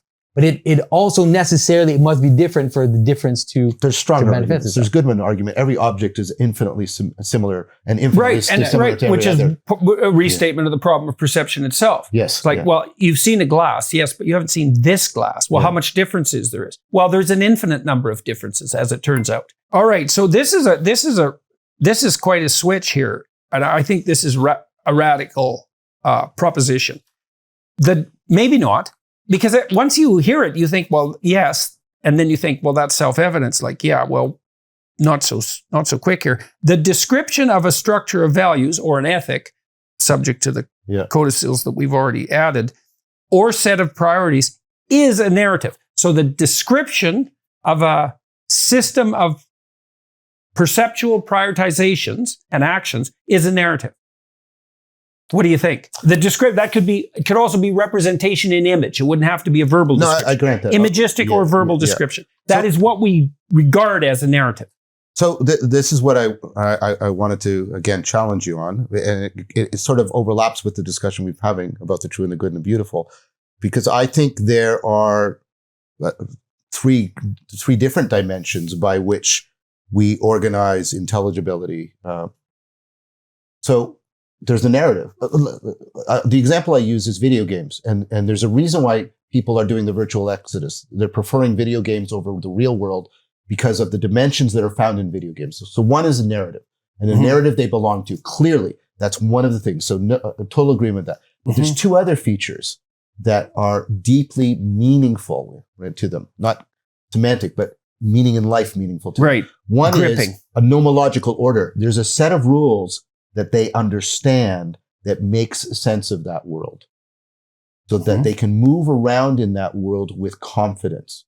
Because if they have a narrative, but it isn't undergirded by Okay, is that a reflection in the video game of the same through line and mapping of intelligibility onto ontology within the... That's why I think the nomological But it's a simpler world. Yes. So they can establish that first. Exactly. And so you're saying, okay, so it's a slightly different argument, perhaps, because I said, well, a narrative is a description of an ethic. And you say there's more ways that the world needs to be apprehended than the purely narrative. Yes. And I think that's fine. But does that bear on the argument that the description of an ethic is a narrative? No, because we also describe other ways in which we prioritize our perceptions in things that aren't narratives, that are nomological. That's what we call a scientific theory. The theory of evolution, right, is not a narrative. It's a description of the way things unfold, or let's say Newton's laws. Newton's laws are not narrative in any fashion. But do you think, okay, so let me push back on that. Fair enough. And then you could say, well, a set of mathematical axioms and the operations that are derived from the axioms is also not a narrative. And fair enough. So then I would say, and this will get us into discussion about science later, is the intelligibility and the attraction of those non-narrative descriptions of the world dependent on their being nested inside a narrative? But see, and so here's where I'm going to answer you back. I'm going to say they reciprocally require each other. Just like what we were doing with the true, and the good, and the beautiful. Okay, so okay, fine. So is that the same thing as narrative and the scientific description mutually requiring each other? Right, but you can't reduce the one to the either to the. You can't reduce one. You can't reduce the nomological to the narrative or the narrative to the nomological. That's what I was trying to get at. 3 dimensions, almost like a Cartesian graph with 3 dimensions. Right. Okay. You can't reduce if I remove. Right. Because I suppose if you do that too, you run into the postmodern trap, which is that there's nothing but the narrative intelligibility. There's nothing but the narrative. There has to, yes, and there also has to be something. There has to be a space within which we can compare narratives, move between narratives, and learn narratives. Right. And there has to be something that allows us to override narrative bias. You know the research on narrative bias. It's powerful. It's one of our most powerful bias. There has to be something that can kick us out of the narrative bias. So, but I think the way the way that I would phrase it is that the reason why we tend to think, or like even the way that I present it, is that the priority of narrative is because narrative is the embodied manner in which we engage with a structure of values. That is, it's the way that we engage in a structure of values. And so because we see and usually it has is a narrative that embodied pattern is a description of the embodied pattern. I think that it's because I don't know if it's a story if you act it out. I don't know if it's a story until it's a representation of a pattern of actions, because otherwise it's more like a pattern of behavior, like, so for example, imagine you watched wolves interacting. Yeah. You could say, well, it's as if they're following the following narrative rules, but they're not, because they don't have, it's not narrative. It's a pattern in their behavior. Right. But for the same reason that it's the through line, like for the same reason that you can't see the glass from the elements of the glass, it doesn't mean that the glassness, like the identity of the glass, has a causal relationship to its elements. It's just not it's not a mechanical causal relationship. It's a causal of identity. And so the narrative, or let's say the pattern of behavior, is causal from above, you could say, because it's the way in which you recognize that the behavior is a pattern in the first place. Right. Okay, I want to push back on your pushback. All right, no, you have to. You have to, John. This is one of the areas where we kind of don't totally agree. But that's good, because well, this is a real mystery, this problem, because it is the relationship between science and the narrative of meaning. It's a relationship between ontology and epistemology, or between description and value. I mean, so it's no wonder that this is causing, a little bit of trouble. So I want to throw in one more dimension, which is you can also level up in a game. There's a way, there's a dimension that's not a narrative. It's an act of self-transcendence, right? I thought of that as a meta-narrative that you can scale in a game. That has to be. That's Quidditch, by the way. That's what Rowling represented with Quidditch, because there's a game and a metagame. Oh. And if you win the metagame, you also win the game. Right. Yeah, okay. But not vice versa, which is it's so smart. So, sorry. That's, you do this, Jordan. You'll just throw out these observations that are like, it's even worse than that, because the thing that the Quidditch players are chasing is the round chaos of alchemy that contains all the potential of the world. Right. And it's also the spirit of Mercury. It's like, I don't know how she did that. It's just beyond belief that she managed that. I really don't know how she did that. Yeah.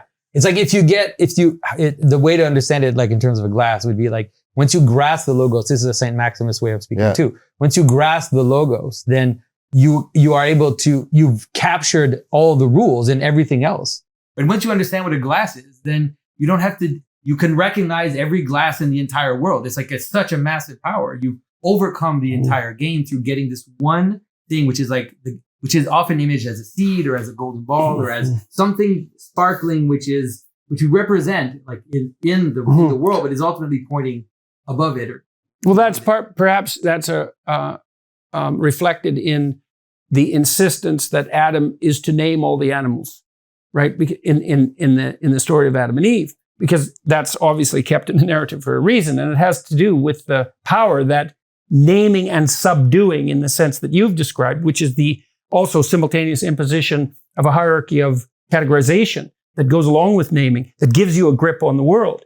And that grip is associated with a moral necessity and requirement in that story. It's, for me, the nomological dimension is the naming dimension. Mm-hmm. That's what science does, broadly construed. Yeah.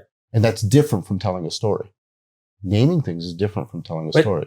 So, but ultimately, this is where I kind of come back again to the conscious. We'll keep doing this. We have to not go too far into this because we've been through this down this path before. But so ultimately, because we are not disembodied beings, like this is, so science, this type of nomological order is taken from a position where I am, as I see the nomological order, I have to climb the ladder. And so, especially most narratives always have a sense of, this is Moses on the mountain again. Yes. Yes. But that's why the narrative is always this. Like almost all narratives are that. It's you notice the difference. And once you notice the distance, and when you notice the distance, then you have to reestablish a connection with that, with which you're distant. Because you don't need an ethic unless you notice the difference. You don't need an explicit ethic. You don't have to Why out. not unless you notice the difference? Because you don't have to tell someone how to go downstairs unless they can't do it. You don't have an explicit set of rules. Okay, so there has to be an objection. There has to be a problem. So St. Paul says something like, okay, the law is written on the human heart, which means that it doesn't mean all the laws are written extensively in every detail in the human heart. That is in the human heart, in that little golden ball, in that center, in that place where everything comes together, you contain all the potentiality. Everything that has the through line is contained in that. But now if you notice the difference, then you have to formulate that difference. And then that becomes the laws or just the ways of being. So I can say something at first like, when you're driving a car, like there's specific laws, and then a problem comes up. It's like, actually, there's a differentiation here which we have to make, or else there's a problem. Right, so which means the ethic that's currently... And it just keeps getting more and more detailed and more and more. So you start with the law, you end up with like this, let's say in Jewish tradition, you end up with this huge compendium of exceptions and like details and everything. Sure. But ultimately, the idea is that all of that is ultimately contained in something which gathers it all together into one, into this ineffable point that transcends. I like all of this, but the space in which all the laws are being made and written, that's not a narrative space, right? Let me go after you on that for a minute. The Ten Commandments is not a story. Because right? I don't think that's true. You think I think it is a story. That's why that's a good entry point. Okay. That's a good entry point. Well, there's a story which reveals the Ten Commandments. Right, but there's also a story in it. The Ten Commandments aren't, I believe there is a little bit. But I think you're right. But this is why we say that the Ten Commandments is embedded in a story. Without the story of the Israelites leaving Egypt, finding themselves in a desert of nothingness, having to reconnect with the transcendent, that is why the law exists. And so the nomological order is embedded in the story. You wouldn't have to. But the reverse is also the case. Go ahead. If God doesn't offer us the nomological order, there's no point for the Exodus in the story. Right. Right. That's okay. We could hypothesize that it comes up from the bottom and down from the top. This is even before that. Yeah. Right. We're trying to talk about I'm proposing that the narrative and the nomological and whatever we want to call this self-transcending dimension are irreducible to each other. They're not. None of them can exist independent. That's why I'm using the three dimensions metaphor. Yeah. Right. They are interdependent, but they're not reducible. So I'm resisting the hypothesis. I would say that the ontology is not captured inside epistemology because epistemology cannot reach to the full extent of the multiplicity of ontology. So now why is that relevant to what you just said? That's part of the irreducibility. You're arguing, I think, in some sense that no matter what the story is, there's something that's real that's beyond that story. Is that okay? So let me put a couple of twists in that. Got it. Is that okay for you, Jonathan, right now? No, I think it's fine. We'll keep going. Okay. So you said there's no story in the Ten Commandments, right? And Jonathan had one objection. I have a different take on that he may appreciate. Maybe you too. When the Pharisees So the Pharisees and the scribes are always trying to trap Christ in the Gospels into making a heretical statement or doing something that clearly violates the law. So they call him on healing on the Sabbath, for example. And there's like 10 stories like that where smart people who run on algorithms try to trap him. And it never works because he does the thing you described, which is he just refers to a higher order principle or even 3 levels up and says like, no. Yes. But one of the things that happens is the Pharisees come and say, well, here's the Decalogue, which is the most important law. And the trick there is no matter what he says the others are less important. And so now he's a heretic and they get to take him away. And he says, put God above all else and love your neighbor as yourself. It's all of the laws are derived from that spirit.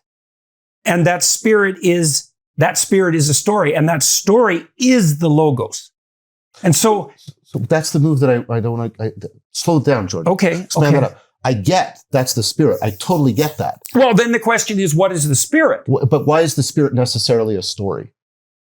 Well, I don't know why it's necessarily a story, but I know that it's necessarily a story in that context because the spirit that Christ is referring to that unites the Decalogue is the logos. And the whole biblical corpus, the narrative that spans the entire biblical corpus, is the account of the elaboration of that spirit across time and its embodied incarnation. And that presents itself as a story. And I think the reason for that is that it just, okay, I mean, I understand your point. I understand the point that you're making now. And so, I'm actually understanding your point better than I've ever understood it before. Because well, you're talking about that which transcends the current narrative, and that has to be there, or there's no reality. So, okay, let's leave that for a moment. I just want to give you one more thing because I think it's important. Sorry. No, that's fine. I think we're at a key moment. So we are. So one of the things that we've been discussing, and this has been coming back over and over, is that let's say that we understand that there is a certain type of equivalence and 2 functions for a nomological order, like a hierarchy that's presented, like just a series of categories which are related in embedded structure, right? And I see science committed to that. Right. Okay. And that this also coexists for sure in scripture. That's what we're seeing is like it coexists together. It's like you have the story of the Israelites in the Bible, and then you have these series of laws, which is actually not just 10, it's a lot of laws, right? So you have all these laws. And so, but one of the things that you've said several times is that you feel like the solution to the meaning crisis doesn't need narrative, or that narrative shouldn't be part of the solution. And so I think that if those 2 both have their function, let's say, why is it that you want to remove one and keep the other? No, okay. That's an excellent question. This is something Sam Harris struggles with too, by the way. No, I'm dead serious about that. I'm dead serious about that. So let me answer this really carefully and tell me if we're getting too far afield from the main discussion, okay? So I'm going to depend on both of you. Yeah. My argument is the nomological order that one of the problems of the meaning crisis is the nomological order that we have is no longer in any way relatable to or can be wedded to a narrative. Because the nomological order we have, right, is that so what used to bridge between the nomological order and the narrative order is teleology. So teleology says the nomological order is ordered, but it's ordered in this way. And the teleology has this structure. And then narrative says, I can glom onto, I can conform to a teleological order because stories are inherently teleological. But they're different from just a teleology. Just telling a teleology isn't a story, but stories can attach to teleology. Is that? Yeah. Why is describing a teleology not a story? Because you could describe you could describe the cup, but then the problem is well, can you describe the cup in the absence of a narrative? And I mean, I think part of the argument I'm trying to make in this, so this is our key disagreement in some senses. I don't think you can. Okay. And so, well, let's be really careful because we might also be engaged in semantic drift. Mm-hmm. So I'm trying to limit, like we can trivialize what we mean by narrative.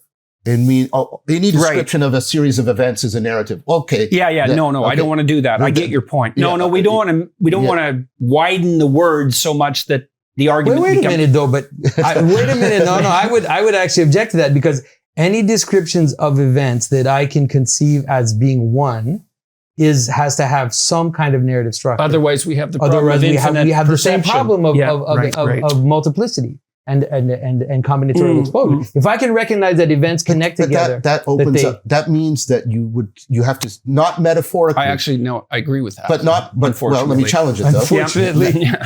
And I'm not speaking metaphorically here, because if I'm speaking metaphorically, we're just off in another thing. That means that music has a narrative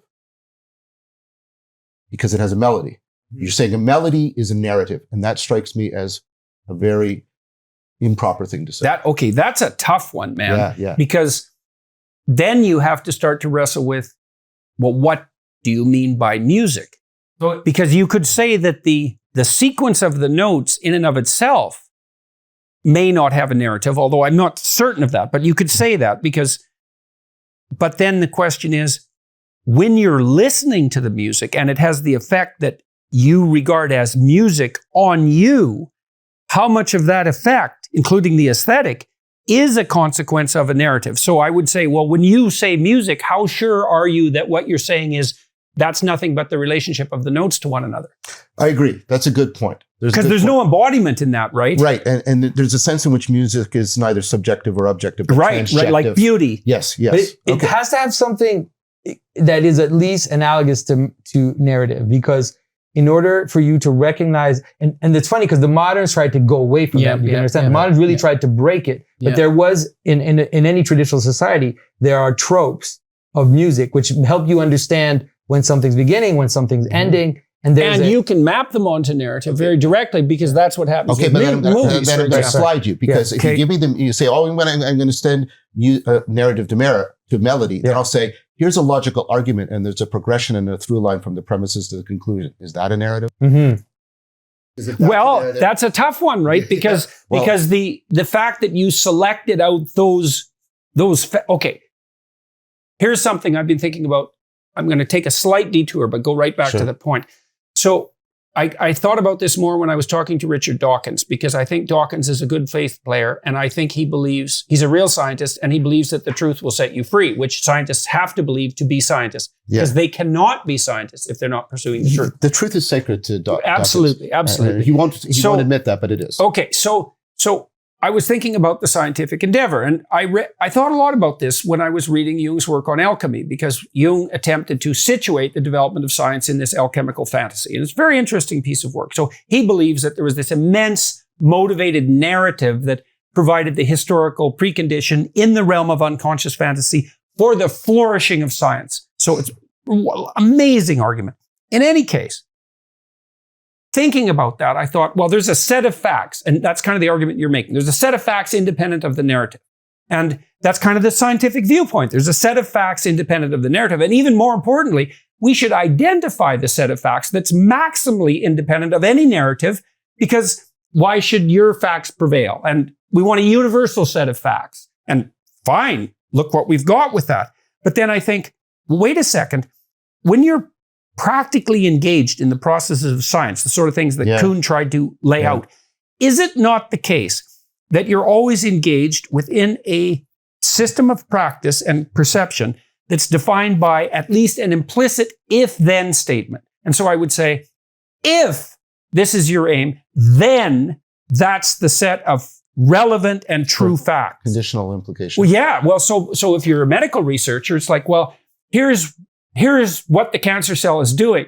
Well, what do you mean doing? Because it's doing an infinite number of things. Oh, well, if we want to understand the cancer cell so that we can eradicate cancer, then this is what the cancer cell is doing. Sure. Now, it's also doing something that's independent of that narrative. But the weird thing about that is that it's doing such a plethora of things independent of that narrative that you drown in the complexity. Of course. So then we have a problem here, right? Is that they have the facts of the cancer cell, which are multiplicitous.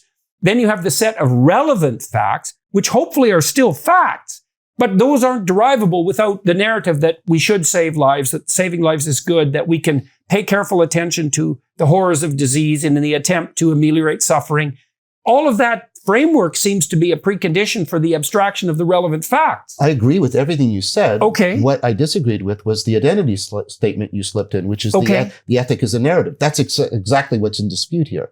The dispute isn't that we don't need these normative structures. I'm not disputing that at all. What I'm disputing is that they're all reducible to the narrative ethic. Right. That there's also a nomological ethic. Right. Well, that's also why I wanted to get to the last three parts of this. So I think that I'm coming closer to you than ever because this is wonderful. In the sense that because I need to work it out, but because I see that in, like, let's say that there is clearly a distinction in the story. Like in the story, there is a story and then there's the laws, and they're related, but they're different. And so I need to think about why they're related. Well, one of the why things, they have to be related. Well, there's an interesting weirdness there that's also associated with the scientific enterprise, because one of the things you're trying to do, imagine if you impose a strict narrative, that there's a very limited set of facts that make themselves manifest.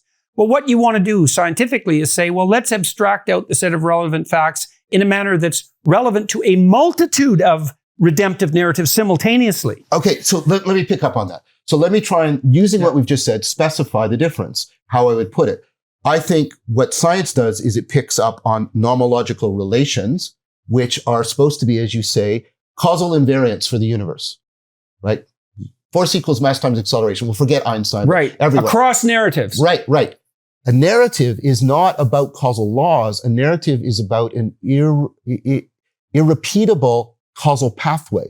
When I ask, why did Napoleon lose at Waterloo? I don't give you a law. I give you a narrative.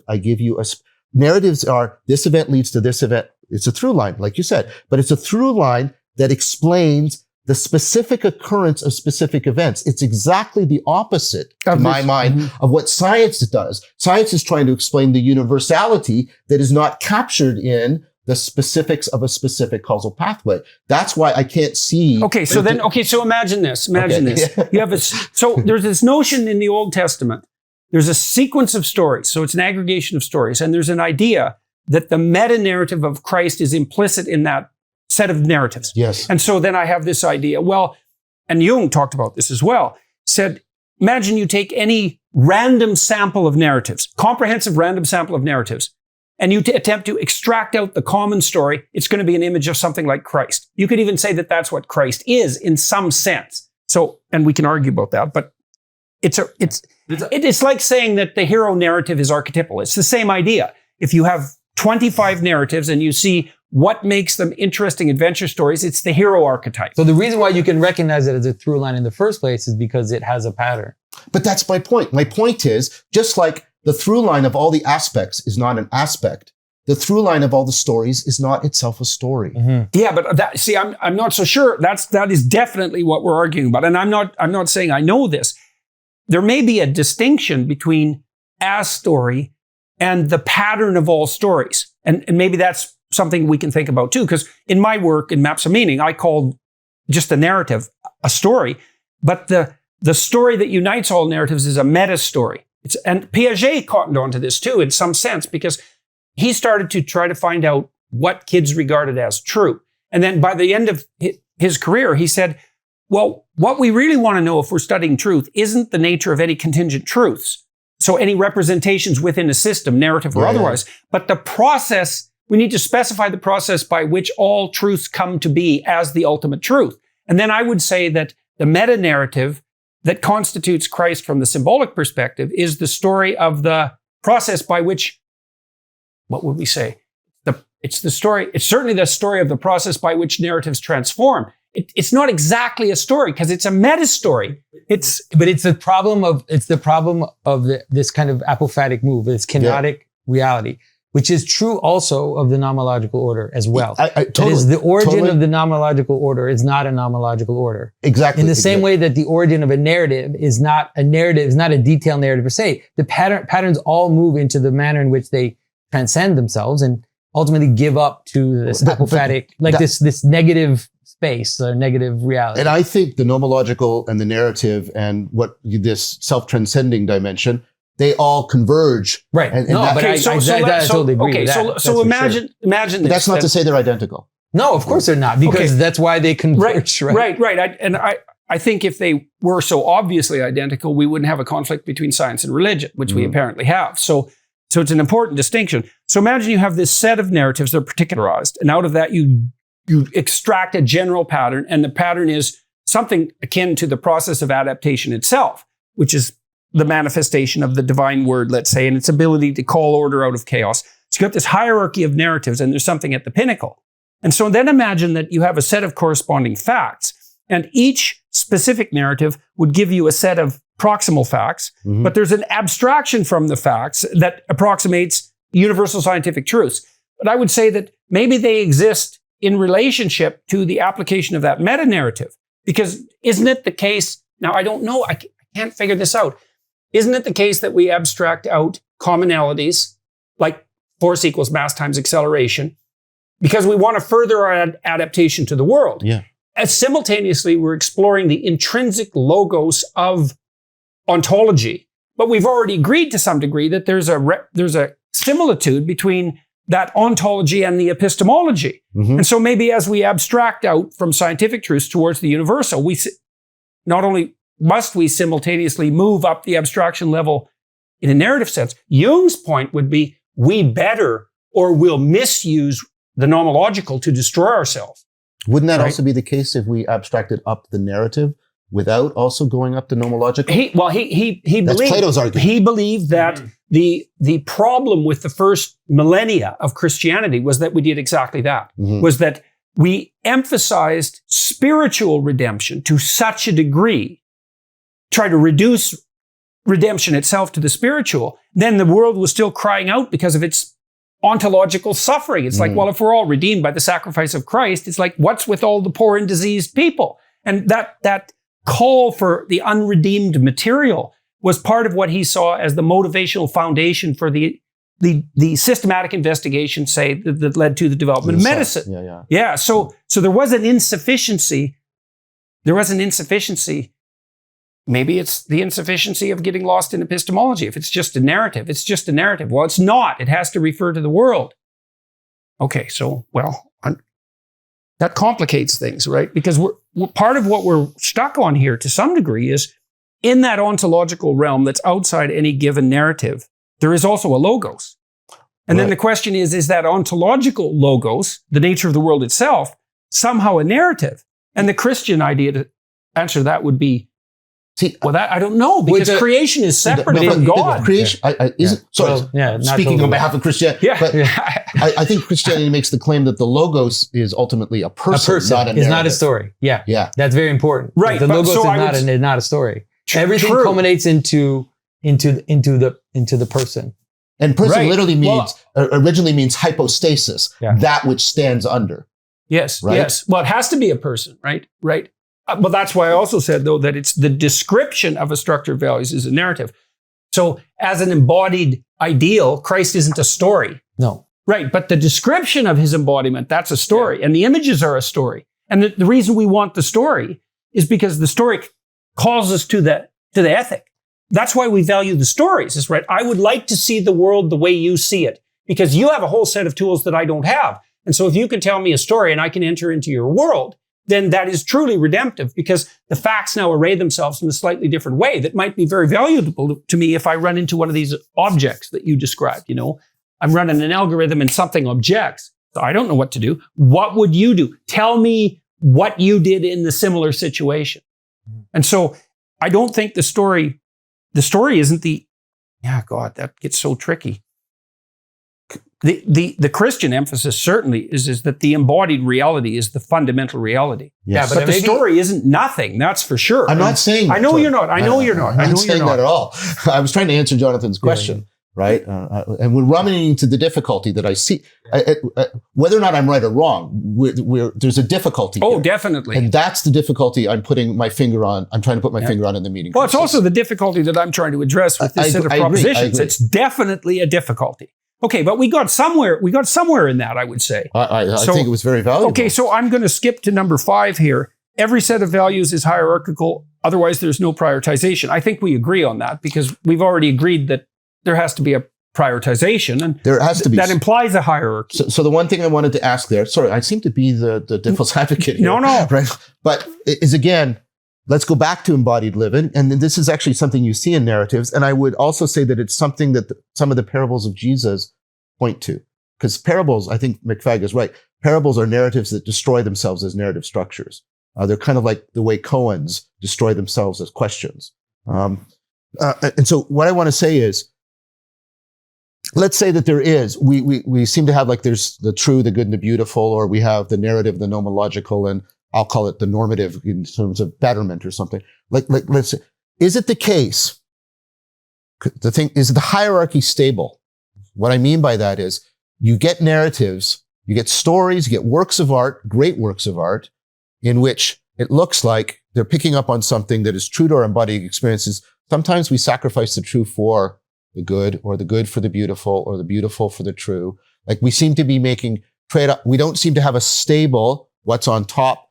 We shift the prioritizations around. There's a lot of great art, at least proposing that. So I think it's a reasonable thing to Right. consider. Well, I think that's partly a consequence of the confusion about what constitutes the unification. So part of the project I have here is that I'm beginning to view all the narratives that are laid out in the biblical corpus as they're snapshots of a different idea of what should be at the top. They're like the through line. Yeah, they're representations of the through line. We still don't know what the through line is, so to speak, right? But they're snapshots. So for example, in the opening lines of Genesis, God, so we'll say, by definition, God is what is at the top. We'll just start with that.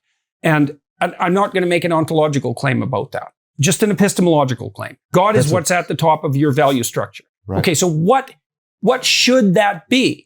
Well, let's say that's a mystery. Okay, so the Bible is an attempt to represent that mystery from a variety of different narrative perspectives. And so I'll give you a couple of examples. So in the earliest chapter, the beginning of Genesis, God is the Word that derives the habitable order that is good out of chaos and potential. Yeah. Okay, so that's whatever God is, that's part of it.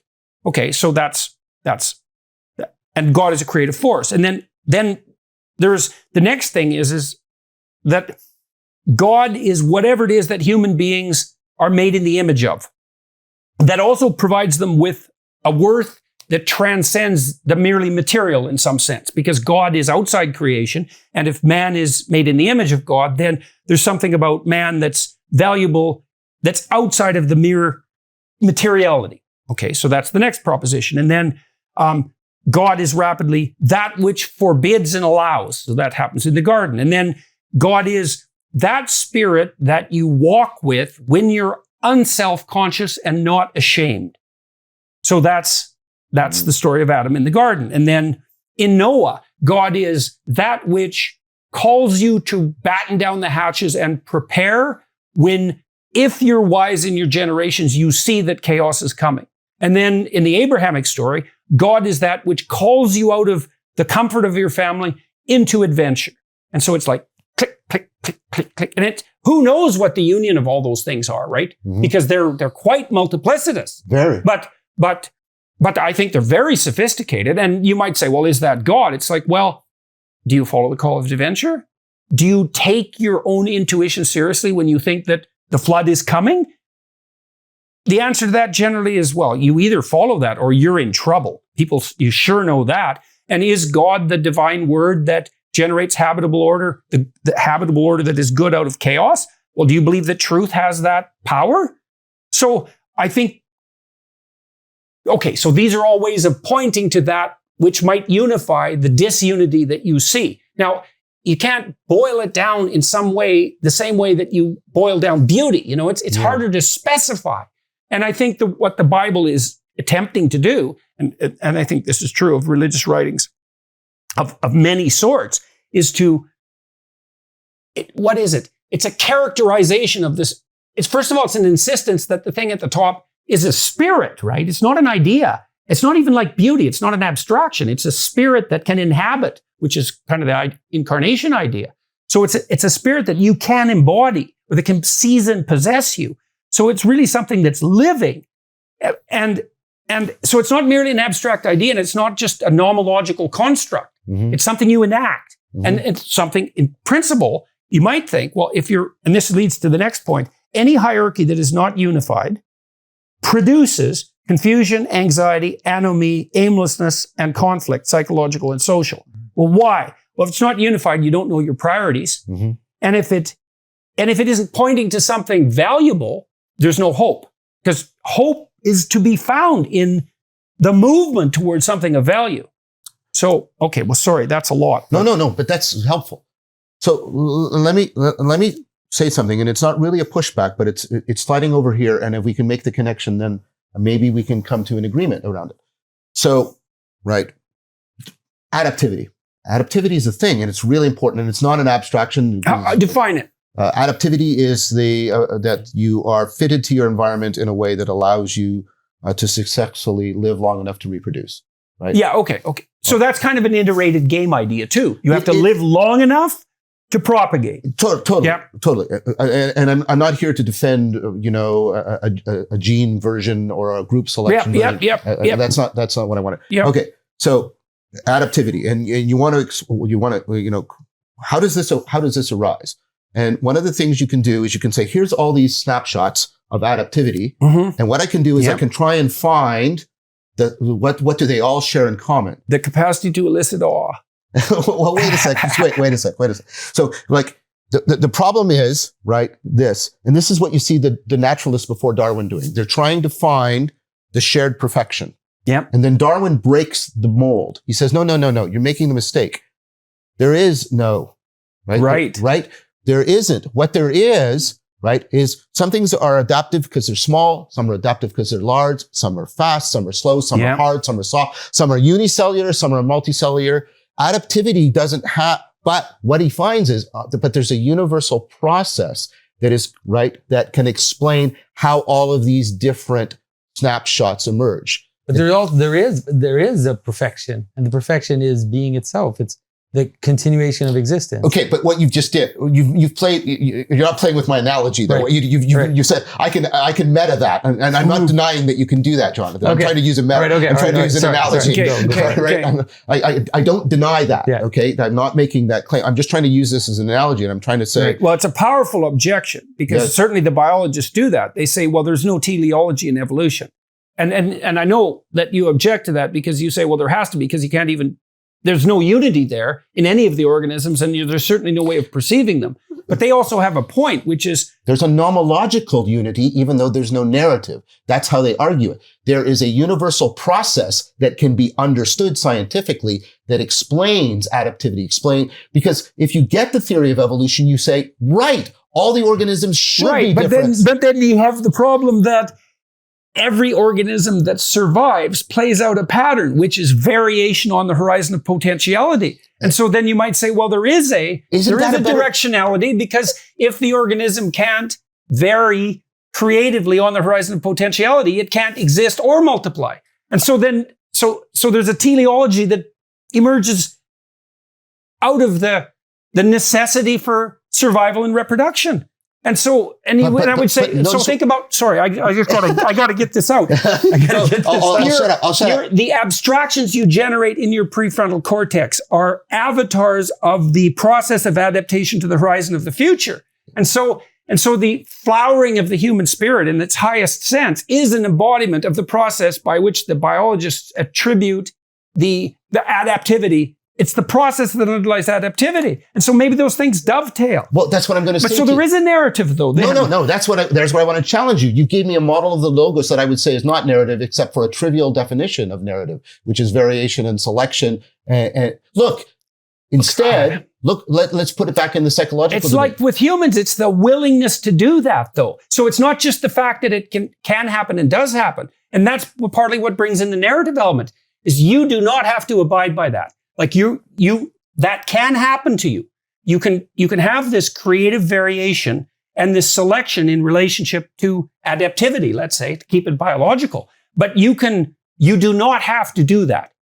And so I think it's the struggle with that constitutes the narrative. I want to push back on you on that. Because I think there's all kinds of stuff at Relevance Realization doing that variation and selection that you cannot exercise authority over because your authority actually depends on the right. So it's different than the level at which you have narrative access to your own being.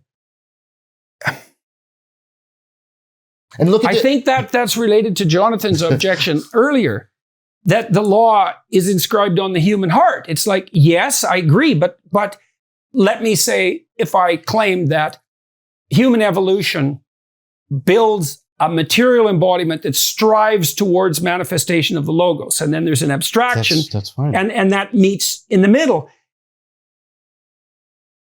The fact that you can't control all the manifestations of your prioritization structure doesn't mean the logos isn't built into the a priori systems that structure that perception for you. I'm not denying that. What I'm denying is that logos is ultimately operating as a narrative. I think and look at even psychologically. Narrative doesn't emerge until a certain age, and it depends on dialogos. It depends on dialogue. It depends on joint attention. It depends on the ability to take turns in conversation. You have to have all this dialogical machinery in place before narrative is possible. Right. Well, the way I would object to that, fine, that's a perfectly reasonable objection. But the problem with that is that a lot of that's scaffolded by quasi-narrative precursors. So, for example, one of the things you do with a baby before it can engage in the dialogos verb-mediated semantically is you do a dance-like play. And the spirit of the logos is, and I would say a narrative spirit is deeply embodied in that, because if that isn't taking place within the spirit of love and play and truth, then it isn't going to give rise to the capacity later for the dialogos. So that's kind of the embedment, in some sense, of the embedding, there's the word, of the logos in the material, right, prior to its manifestation. And I do think in some sense that's not a story, because if you watch a wolf pack, what they're doing isn't a story. But if you describe it, it becomes a story. Yes. Right? So there is an embodied pattern that's not a story. But I think we're agreeing now then. Okay. Well, there's a lot. So I guess we go back to where you said the description of a structure of values. That's right. I said the description is a story. Now, that doesn't mean that the description doesn't match the underlying behavioral pattern. I think one of the things I sort of thought through in Maps of Meaning with the Moses story is, well, why those laws? So you see, in the story, it's so bloody cool. Before Moses goes up to the mountain, he spends decades, we don't know, forever, morning to night, judging objections. So the Israelites are out in the desert, there's no structure, and they fight with each other all the time. Mm-hmm. And then they come to Moses and say, well, we're fighting. What do we do about it? And he judges them. And his father-in-law actually says to him, you have to stop doing this because it is absolutely exhausting you. And it isn't until after that, so then you think, what's he doing? Well, he's seeing all these micro-narratives, right? And then he has to discriminate between them, which means he's turning them into a hierarchy of value, because that's what the discrimination is. This is what's right in this conflict. So conflict, hierarchy. And then he's doing that just constantly. So you can imagine that within him, this hierarchy of value is starting to be built explicitly. Then he goes up on the mountain and it's like, bang! Oh, this is what all our striving is oriented to. And then he comes down. The first time it doesn't map, as you said. The second time it maps. So the deliverance of the message from on high has to map onto this. And some of this conflict and its agreement would emerge from biological acceptability, because the people would say, oh, I feel as though that was just. It solves the problem. And so the material is in communication then with the abstraction. I think we're close to agreement. I guess to circle back, I don't sort of deny that. I'm really not denying that narrative is a powerful way for disclosing intelligibility and the logos, right? What I'm saying is there's a privileging of it here that I don't. Okay, so is it important? Is it important? Is the distinction that I just made between an embodied pattern and a narrative enough to dispense with your objection, or is there more to it? Well, let me see, because I think that theories and poems and music, things that I'm treating as non-narrative, can disclose depths of reality that I can't disclose with a story. Okay, so why is it important to you or necessary to make that distinction, do you think? Just out of curiosity. Why it's important for me is that I'm concerned about a privileging of narrative I'll use biblical An language. inappropriate privileging of That narrative. will border on idolatry, right?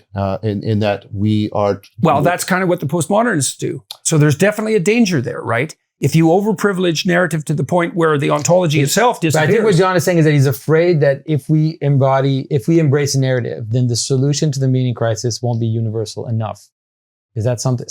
So that's a practical implication, because I would propose to you, it's a proposal, okay, that whatever is going to resolve the meaning crisis has to reintegrate science and spirituality. If it does not do that in some so profound- that's partly also what you're insisting on, is that there is this domain of scientific knowledge that should be regarded as, in some sense, independent of narrative. And I'm still having a very much trouble with that, because we still have the problem of if then, right? It's like, but I don't see how we escape from that. But that's where I push on back on the trivialization. If then constitutes a narrative. No, it doesn't. Okay. If constitutes a narrative. If constitutes if does, because if has to be, well, if we want to cure disease, if we want to. So Jung believed that the spirit of science grew out of the alchemical fantasy. And so the alchemical fantasy was, we will find in material the solution to ill health, death, and privation. Well, yeah, ill health, death, and privation. That's exactly it. And so Jung's point was, without that impulse, which he regarded as a compensation to the hyper-spiritualization that Christianity imposed in the world in the first Christian ion, without that fantasy deeply embodied, manifesting itself out of embodied behavior and then out of image, we wouldn't have been, because Jung said, well, how do you get someone to look down a microscope at an amoeba for 10 hours? Because no animal will do that. And his notion was, well, we had to be gripped by something of a dream of intense motivational significance. And it was the dream that redemption could be found in analysis of the transformations of the material world. Right. But the motivating structure is not the same thing as the referent of what I'm talking about. Right. So I might need narrative to do science, but we don't want to make the genetic fallacy that means that everything that science is referring to is a narrative, right? Yeah, right. The fact that'd be like, that's like saying everything I talk about, I have to speak in English. So reality is made out of English. That does bring us to the postmodern conundrum, because they would insist that no, all the facts that science derives are in some simple sense a narrative, right? And then that narrative is associated with the drive to power and domination. And so, yeah, we do have to be careful of that, because we'll fall right into that trap. Right. So that's what. So if you think, got a comment? No, but sorry. Can I say this? I do think that a great manner in which modern science got developed is I think it is narrative. That is, there is on the one hand the desire to deliver, but on the other hand the desire to dominate is there, right? Mm-hmm. We've talked about this before with Bacon. I don't deny that. Yeah, and so there is and so it doesn't take away the. But the same motivation can drive people in doing mathematics. Yeah. Right. It's the same motivation can drive people doing music. So we don't want to say that's the essence of science or music or mathematics, because then we're removing the important differences. You're afraid that we're collapsing everything into narrative. But I think that it's mostly about hierarchy in the sense that because we are embodied beings that are living in the world, that are living lives, then all that we do, all that we care about is part of that reality. And so even the nomological order, although I think I agree with you now, it's definitely not a narrative. Right. But it is embedded. That's why Jordan used the expression embedded in narrative. Yes. That is, that it has to. But isn't the reverse the case? Narrative depends on the presupposition that there is an ordered world in which it can take place. Right. But the question is then, is that logos that constitutes the order, so to speak, if when you represent that, do you necessarily represent it as a narrative? And this is a deep question. I mean, I'm proposing to you that the logos is that which allows the narrative order and the nomological order to unite, do what they're doing. That's what I'm saying. Right. Okay. But that's fine. But then I might wonder, does it extend to the narrative order and to the underlying ontological order as well? The logos is both in the story and in the logic. We think about, just even follow the history of the word logos and watch how it goes in these two different directions with good reason. Yeah.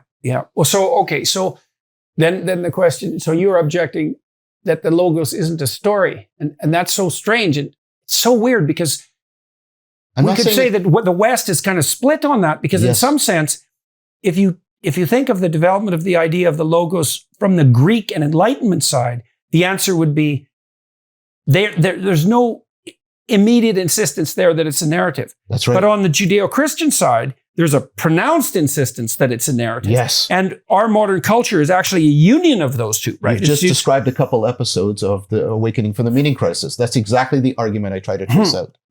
And certainly the argument we're having right now, because Jonathan and I, in some sense, are making a case for the logos as narrative and embodied narrative, although you also point to the importance of embodiment. I'm not rejecting I know. Well, it's very difficult to differentiate this, right? Yes. And I do like the idea that there's a hierarchy of narrative with the ideal at the top, and then a hierarchy of nomological description, and that there's a correspondence between the hierarchies, because it does seem to me that, and I want to puzzle that out. One of the things Jung warned about, he thought there was an ethos in the religious story and to some degree in the alchemical story. And then when the scientific revolution hit, we blew up the nomological into this massively powerful thing, but our ethic was left in the same primitive form. And so now we're in danger because of that. I think that's exactly right. I think I talk about this in terms of propositional tyranny and algorithmic tyranny. Right. And what we've done is we've reduced the logos inappropriately to logic. I strongly resist that move too. Right. So you're okay. Well, I get your caution, because I do believe that devolving everything down to the narrative per se does put us in the postmodern trap, which is, it's all narrative, which is kind of what they claimed. And that's a problem, because then you can dispense with the corrective reality. Exactly. So I use a stereoscopic metaphor. I think of the logos as epitomized in logic, as in story, and then I try to look through both to a depth. That's what I try to think of as the logos. Okay, tell me that again. So you know how I have the left and right visual field, and then I look through them to depth perception. Yeah. Here's logos as logic. Here's logos as story, and I try to look through them to the depth behind them. Yeah. That seems on the face of it quite fine. I mean, I'm still in a conundrum, because we already agreed that the selection of the facts and even the manifestation of the facts as perceptual objects is dependent on the imposition of a hierarchy of value. And so that tangles the damn narrative into it again. But there's something that's key to the idea of parallel hierarchies that I think is a conceptual way out of this. That's one of the key moves in Neoplatonism. Exactly what you're puzzling over. How do these things, what explains their parallel, and what explains beyond the parallel? What I was trying to do with the stereoscopic, what explains their convergence? Okay. What if it is something like, let's say I'm using the word person, but let's use the word consciousness. Okay. Right. Or so so St. Maximus has, this is why I like St. Maximus so much, right? Because St. Maximus, he has exactly what you're talking about in terms of this nomological order, this hierarchy of order. And he has a sense in which the laboratory for that is man, right? Man with a capital M. And so doesn't it kind of, one of the solutions to this, wouldn't it be this relevance realization that you're talking about? But the relevance realization ultimately happens in consciousness, or something like consciousness, I think it happens in intelligence, because we have a lot of relevance realization going on below consciousness. Okay. You and I have talked about this. Right. Before. Okay. I think consciousness is a kind of intelligence for specific kinds of problems, ill-defined, novel, complexity. That's the horizon, unpredictable horizon of the future. Right. So, but let's say, and I think the issue is, and what I'm sort of proposing is, intelligibility is something like the way reality is realizing itself, and relevance realization is intelligence. And the good is the fact that we trust that the intelligence can track the intelligibility. And by doing that, it puts us in touch with the world. That's what I would say. Is that a presupposition of faith? Is that a presupposition of the faith that was necessary before the manifestation of a real science? Yes. The willingness to act on that basis? I think if you do not Okay, so I'm not going to deny the importance of the Judeo-Christian story. Okay, but I would also say that without Plato's argument about the good as the ongoing fulfillment of the promise that intelligibility tracks realness, you can't do science. And there's a reason why the scientific revolution is a return to Plato. Galileo rejects Aristotle and goes to Plato and says, Plato is right. Mathematics, listen to the words, mathematics is the language of reality. There's no math in Aristotelian science for 1200 years. He turns to Plato, and that's what brings in the core of modern science. Why is that a turn to Plato particularly? It's because Plato, in the Republic, Plato makes the argument that he had it over the academy. You can't come into the academy unless you can do mathematics, because until you do mathematics, you can't grasp the kind of intelligibility needed to get at the deepest realities of things. And science. So you thought that math was the cardinal example of that. Yes. Right. And all of our science is dependent on mathematics. Right. And his attitude towards myth and narrative is, right, that's Heidegger's claim about science. Yeah. Is that myths and narratives are, right, that they are indispensable, but they do not have the same degree of revelation of the promise of the good that math does. I'm not saying I'm agreeing with that. Isn't that why also Neoplatonism could never land, right? It could never land and become a mode of being for a society. It's as if, that's why we've talked about this before a little bit, where what Christianity does is it provides the body for that which was good of the Neoplatonic tradition, and it provides something more to be embodied in a communion of love and a communion of participation. See, what you can't get in Neoplatonism, and although I'm not a Christian, I prefer Christian Neoplatonism over pagan Neoplatonism, because Plato is striving towards the agape, and Christianity makes this astonishing. The two identity claims, both made by John. God is the logos and God is agape, right? And then that's an identity claim between logos and agape, right? It's not to say they're the same, but it's also the same, right? And you're going to say the Trinity, and I get that, right? That's fine. And I don't object to that. But the point I'm making is, for me, that's the crucial move. Now, here's what I say in response to that. And this is what I mean when I say about Neoplatonism is the interesting that you would use the word crucial concept. Yeah, no, I think it is. Because I go back to my point. You can't follow the logos unless agape takes you out of egocentrism. Right. That's right. Yeah. Okay. But also agape can't unfold to you unless there's an order and an intelligibility to it. Yeah. It makes no sense to say, I love something and there's no intelligibility to it. That doesn't make any sense. Right. Yeah. Okay. Now, but you see, the thing is, and this is what I'm trying to get at with my idea of the intellectual Silk Road, right? That right now, our culture, the hermeneutics of suspicion, we're locked into the courtroom of debate. I propose that we go back and do what we had with the Silk Road, which is the courtyard of discussion. Neoplatonism has this terrific ability to enter into reciprocal reconstruction with Christianity. Clearly. It does it with Islam. Which is what we're doing right now. Yes, but it does it with Islam, and that's how you get Sufism. It does it with science. If you take a look, read John Spencer's book, The Eternal Law. If you look at what's happening around Einstein and that, they're all invoking Neoplatonic or similar ideas to Neoplatonism. Neoplatonism with Galileo, it's capable of entering into reciprocal reconstruction with science, with Islam, with Christianity. There seems to be evidence that it can do this with Buddhism, Taoism. That's what Thomas Plant is arguing was happening on the Silk Road.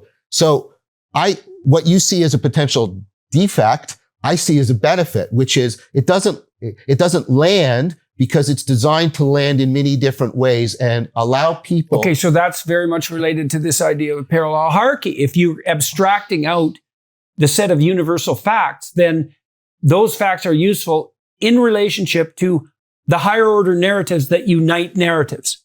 Well, but that's exactly. Which is, I think that's the claim you just made. I think so. Let me see.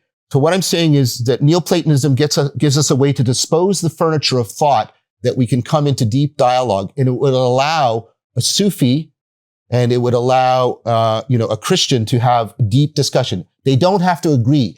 The Silk Road wasn't dependent on one person running the Silk Road. It was dependent on the fact that all of these civilizations found a way to deeply talk to each other. Why the Silk Road metaphor? I'm too historically, I know what the Silk Road was, but why use that? Because the Silk Road binds the East and the West together, literally. I see. Right? It's like the golden thread. Yes, it's the through line between civilizations, literally. But not just the physical road. There is a philosophical Silk Road, and Thomas Plant, by the way, who is a Christian, argues that was Neoplatonism.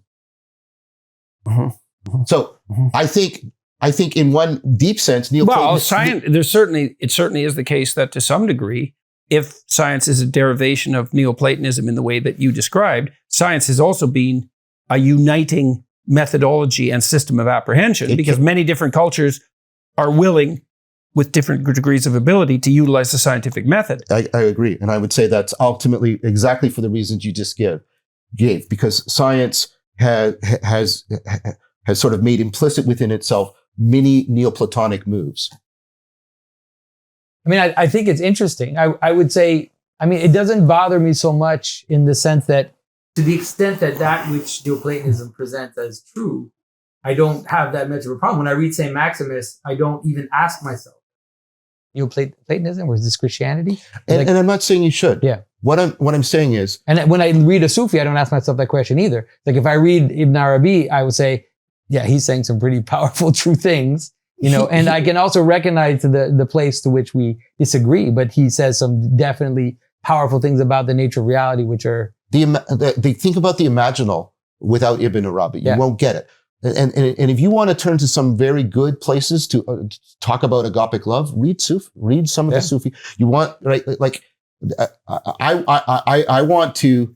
So you're emphasizing this in large part because, I don't want to put words in your mouth, but because you also see, I think that belief in the logos is a precondition for dialogue, right? Yes. But you're making a case for, in some sense, it's not a binary definition of logos. It's one that's informed, perhaps properly, in equal parts from the tradition of Greece and it's dipolar. Yeah. But there's also, there's no reason to assume that there isn't a deeper unity that both are pointing to.